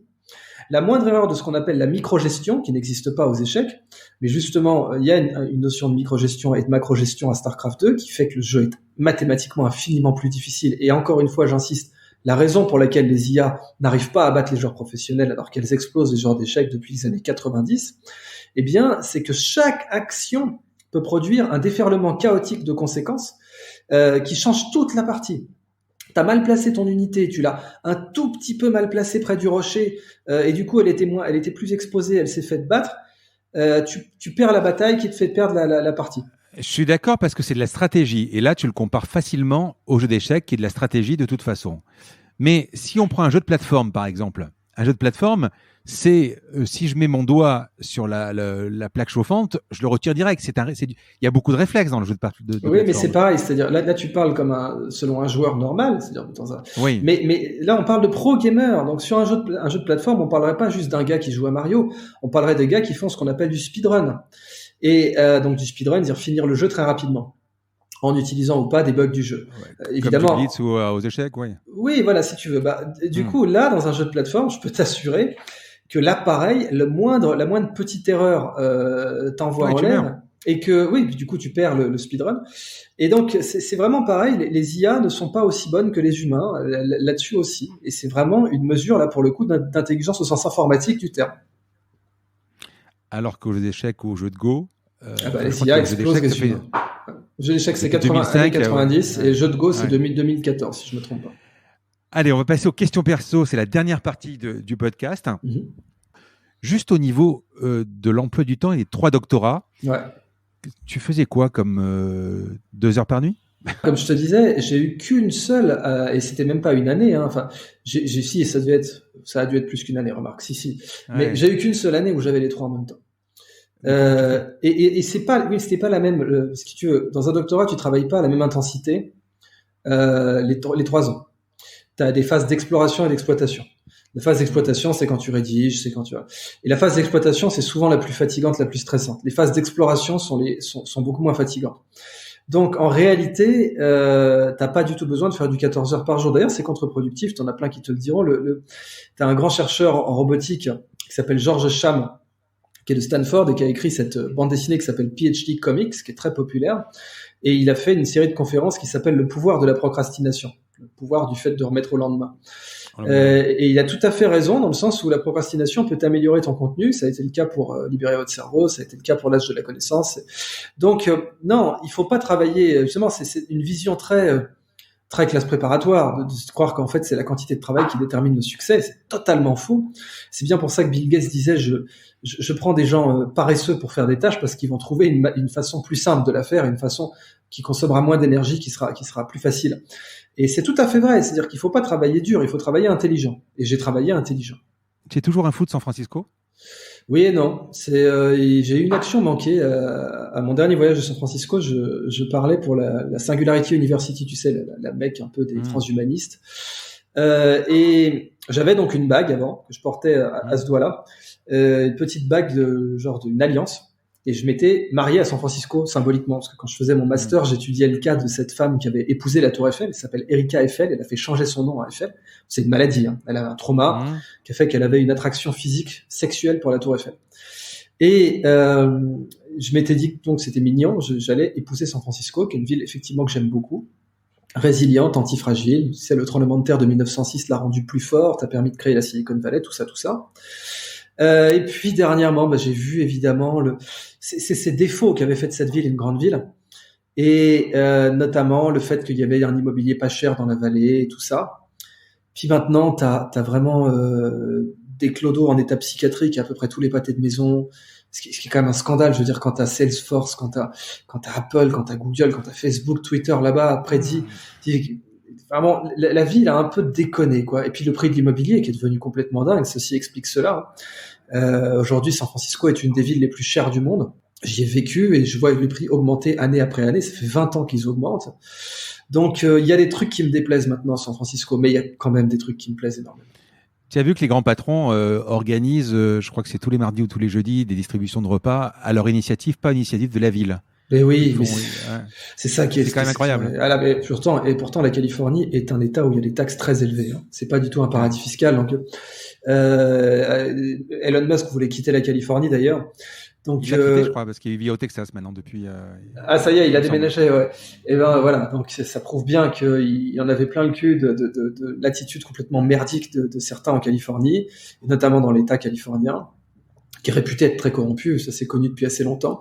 Donc oui, voilà, c'est maintenant les milliardaires qui font les soupes populaires, qui en font des, hein, plutôt que la ville de San Francisco. Oui, voilà, la Silicon Valley est-elle en train de se réinventer ou est-elle en train de décliner? C'est une vraie question. Ta plus grande fierté? Moi, maintenant, ma plus grande fierté, c'est d'avoir résolu la conjecture de Collatz. Hein. Je revendique totalement la preuve de cette conjecture. Il faut savoir qu'en mathématiques, donc la conjecture de Collatz, c'est un des problèmes mathématiques les plus durs de tous les temps, qui est pourtant très simple à expliquer. Tu prends un nombre entier, 1, 2, 3, 4, 5, 6, 7, jusqu'à l'infini. Tu prends un nombre entier, s'il est pair, tu le divises par 2. S'il est impair, tu le multiplies par 3 et tu rajoutes 1. Donc on appelle ça le problème des 3n plus 1. Donc par exemple, tu prends le nombre 2, ça va te donner 1. Tu prends le nombre 1, il est impair, ça va te donner 3n plus 1, 4. 4, c'est pair, ça va te donner 2, qui est pair, qui va te redonner 1, donc tu te retrouves avec du 1, 4, 2, 1, 1, 4, 2, 1. Maintenant, tu prends 3. 3, ça va te donner 9, 10 plus 1. 10, ça va te donner 5. Ça, parce que 10 est pair. 5, tu vas le multiplier par 3, ça te fait 15, plus 1, 16, qui est une puissance de 2, ça te ramène à 1. Et il était pas connu si, quand tu fais tous les nombres entiers, de 1 jusqu'à l'infini, ça te ramenait à 1 de faire ça indéfiniment. Tu suis cette dynamique, tu prends par exemple 2 puissance 99 moins 1, et tu continues comme ça, eh bien, est-ce que ça te ramène à 1 ? Et c'est un problème ouvert des mathématiques, et je revendique de l'avoir fermé. J'ai publié sur les hyperarchives en ligne du CNRS une preuve en 23 pages. Il faut savoir qu'en mathématiques, ce genre de travail, ça met 4-5 ans à être décortiqué, reconnu. Tu prends un cas similaire qui est Grigori Perelman, le plus grand mathématicien en vie aujourd'hui, qui a résolu la conjecture de Poincaré. La conjecture de Poincaré aussi, elle est assez facile à expliquer. C'est que tu prends n'importe quel objet en 3D qui n'a pas de trou, hein, par exemple, donc pas un anneau, tu prends n'importe quel objet en 3D qui n'a pas de trou, peux-tu le ramener à une sphère en un nombre fini de déformations. Et c'était un problème qui était ouvert depuis Poincaré et que Grigori Perelman a résolu.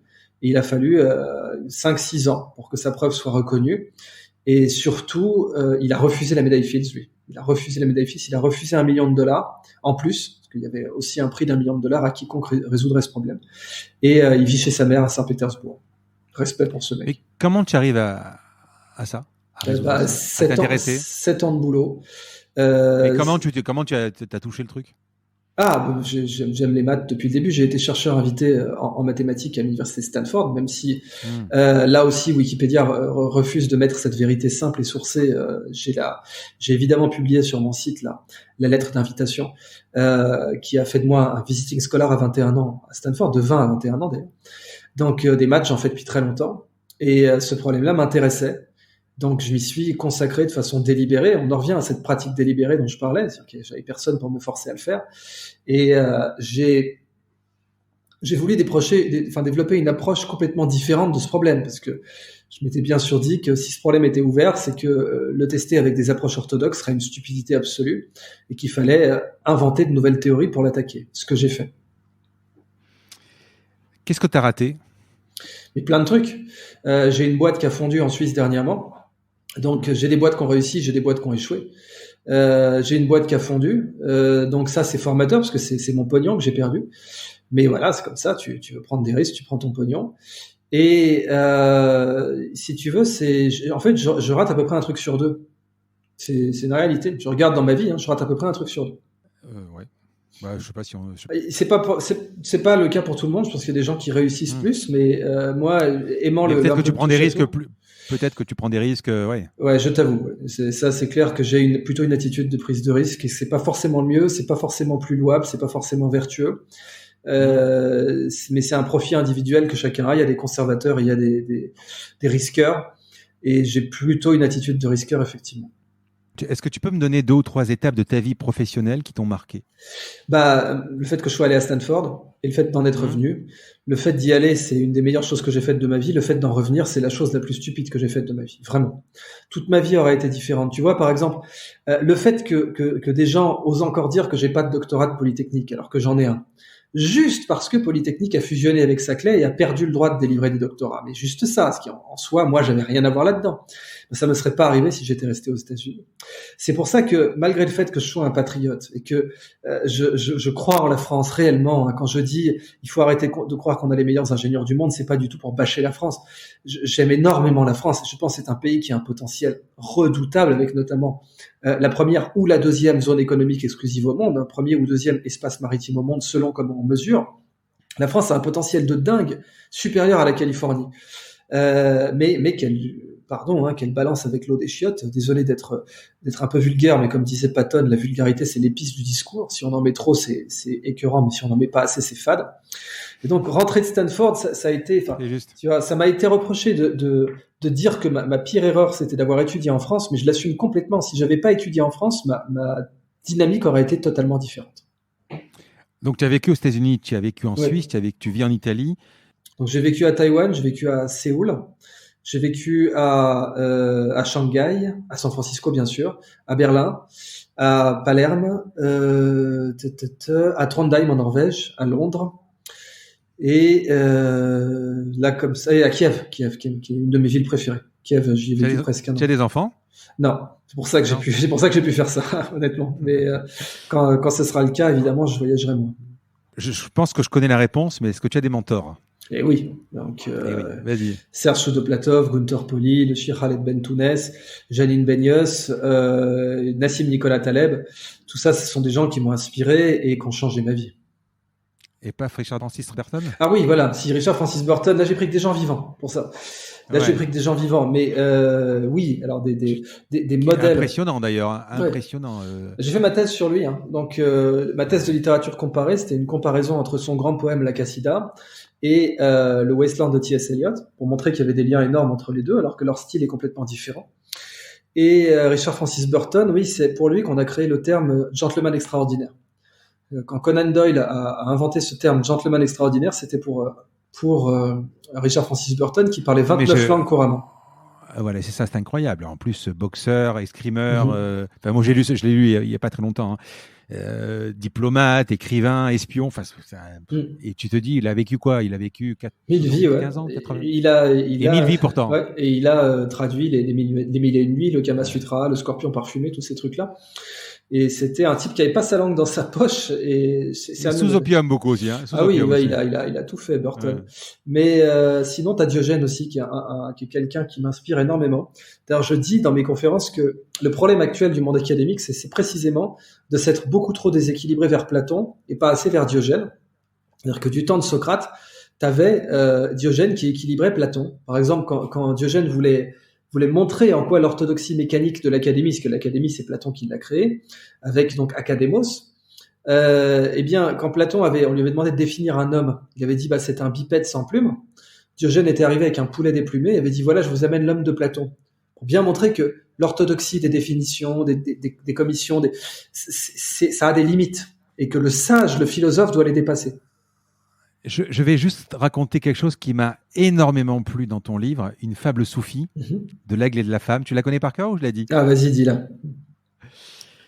Donc, j'ai adoré cette fable. Un aigle épuisé tombe au pied d'une vieille femme qui n'a jamais vu que des pigeons. Au point que les pigeons sont les seuls oiseaux qui lui soient familiers, forcément. Alors, pleine de pitié, elle recueille l'aigle et lui dit « Oh là là, tu n'as vraiment pas l'air d'un oiseau. » Alors, elle prend l'oiseau, elle lui ampute une partie du bec, lui taille les ailes, lui arrondit les ailes, avant de le serrer dans ses bras et de le lâcher pour qu'il s'envole en lui disant « Va, maintenant, tu as l'air d'un oiseau. » Et oui. C'est ça, en fait. C'est ce qu'on fait aux humains. C'est ce qu'on fait aux humains. Et je peux te prendre un exemple. Que j'aime énormément. C'est Mohamed Ali, le plus grand boxeur de tous les temps. Considère, tu vois, il y a à peu près 4-5 plus grands boxeurs de tous les temps, toutes catégories confondues. Mohamed Ali, César Charles, Rocky Marciano, Sugar Robinson et Joe Louis. Et Mohamed Ali boxait n'importe comment. Quand son entraîneur Angelo Dundee l'a vu, Il a dit, mais il fait n'importe quoi. Il a une garde basse, il maintient les bras le long du corps, ce qui est genre un énorme nono en boxe. Hein. Ça, aussi bien Rocky Marciano que César Charles ou Sugar Ray Robinson, ils n'auraient jamais fait ça. Il maintient les bras le long de son corps, et en plus, il évite les coups de poing en reculant la tête, ce qu'il faut jamais faire en boxe. Jamais. C'est sur les côtés, surtout pas vers l'arrière, parce que sinon, on perd du terrain et la personne n'a plus qu'à avancer pour nous en mettre une. Et Angelo Dundee n'a pas essayé de faire rentrer Ali dans les manuels de boxe classiques. Surtout pas. Surtout pas. Il a dit, il fait n'importe quoi, mais c'est lui. Et donc, on va développer ce qu'il fait. Et ce qui a fait le style particulier de Mohamed Ali, qui est donc le plus grand boxeur de tous les temps, qui est vraiment un génie de la boxe, qui avait une nature de boxeur complètement dingue, c'est vrai que c'était le poids lourd le plus rapide de l'histoire. Et d'ailleurs, il était même plus rapide que certains poids moyens. C'est même pas plus rapide que certains poids moyens, il était plus rapide que les plus rapides des poids moyens, comme Sugar Ray Leonard, par exemple. Eh bien, c'était que au lieu d'essayer de lui tailler les ailes, de lui arrondir les ailes et de lui couper le bec, comme aurait fait la vieille femme avec l'aigle qui arrivait à sa porte pour en faire un pigeon, c'est-à-dire un boxeur comme les autres, Angelo Dundee n'a surtout pas essayé de faire rentrer Mohamed Ali dans ses manuels de boxe. Et c'est ce faisant qu'il en a fait le meilleur boxeur de tous les temps. Quel est le bouquin sur ta table de chevet ? Alors, en ce moment, c'est des morceaux que je lis, parce que quand je suis en période d'écriture, c'est souvent des morceaux. Donc, j'aime beaucoup le site Quora. C'est des petits éléments de connaissances assez digestes, tu vois, c'est des gens qui témoignent. Aussi, ouais. Voilà, Quora, j'aime beaucoup. T'as des gens qui témoignent. Et donc, c'est des trucs que tu lis en un quart d'heure. Donc, c'est l'équivalent d'un demi ou d'un tiers de chapitre de livre. Et pour l'instant, c'est comme ça que je consomme du savoir. Sinon, bien sûr, t'as les bouquins de Taleb. Et puis sinon, t'as toujours que j'aime bien avoir avec moi le livre tibétain de la vie et de la mort. J'ai reçu dans le podcast le CEO de Kuber. Ah oui, voilà, Kuber, c'est bien. C'est comme Quora. Et je recommande beaucoup Kuber. Ouais. Tu as un livre dedans, je crois, il me semble. Ah, je savais pas que mon livre avait été mis dedans, mais en tout cas, Kuber, c'est très bien. Je suis pas sûr, mais je veux pas dire de bêtises. Si tu fais un jogging ou les gens qui sont en vélo d'appartement ou que ce soit, tu peux apprendre plein de trucs. Et puis, t'as pas toujours envie de lire le bouquin entier, c'est mieux que résumé. Hein. Mais ce qui est bien d'ailleurs, parce qu'en réalité, tu prends même par exemple Karl Marx typiquement, ça a quasiment plus de sens aujourd'hui de lire Marx dans le texte, tu vois. C'est sauf si tu veux faire une thèse dessus, mais lire les extraits, lire les résumés, parce que même Marx savait pas ce qu'il écrivait. Tu regardes le style du Capital, c'est complètement imbitable et c'est littérairement parlant, le Capital, c'est immonde. Mais parce que c'est normal, c'est un essai, il va au fil de la pensée. Et donc, ça peut être très très bien d'avoir quelqu'un qui extrait, et après, même si le texte original, évidemment, conserve un intérêt historique et critique, et même en réalité de recherche, puisqu'on peut essayer d'en extraire des nouvelles choses, mais bon, c'est pas nécessaire d'utiliser tout le texte aujourd'hui quand tu veux extraire des idées. Film ou série ? Les deux. T'as tellement des bonnes séries maintenant sur Netflix. Tu vois, The Crown, The Witcher, que j'ai.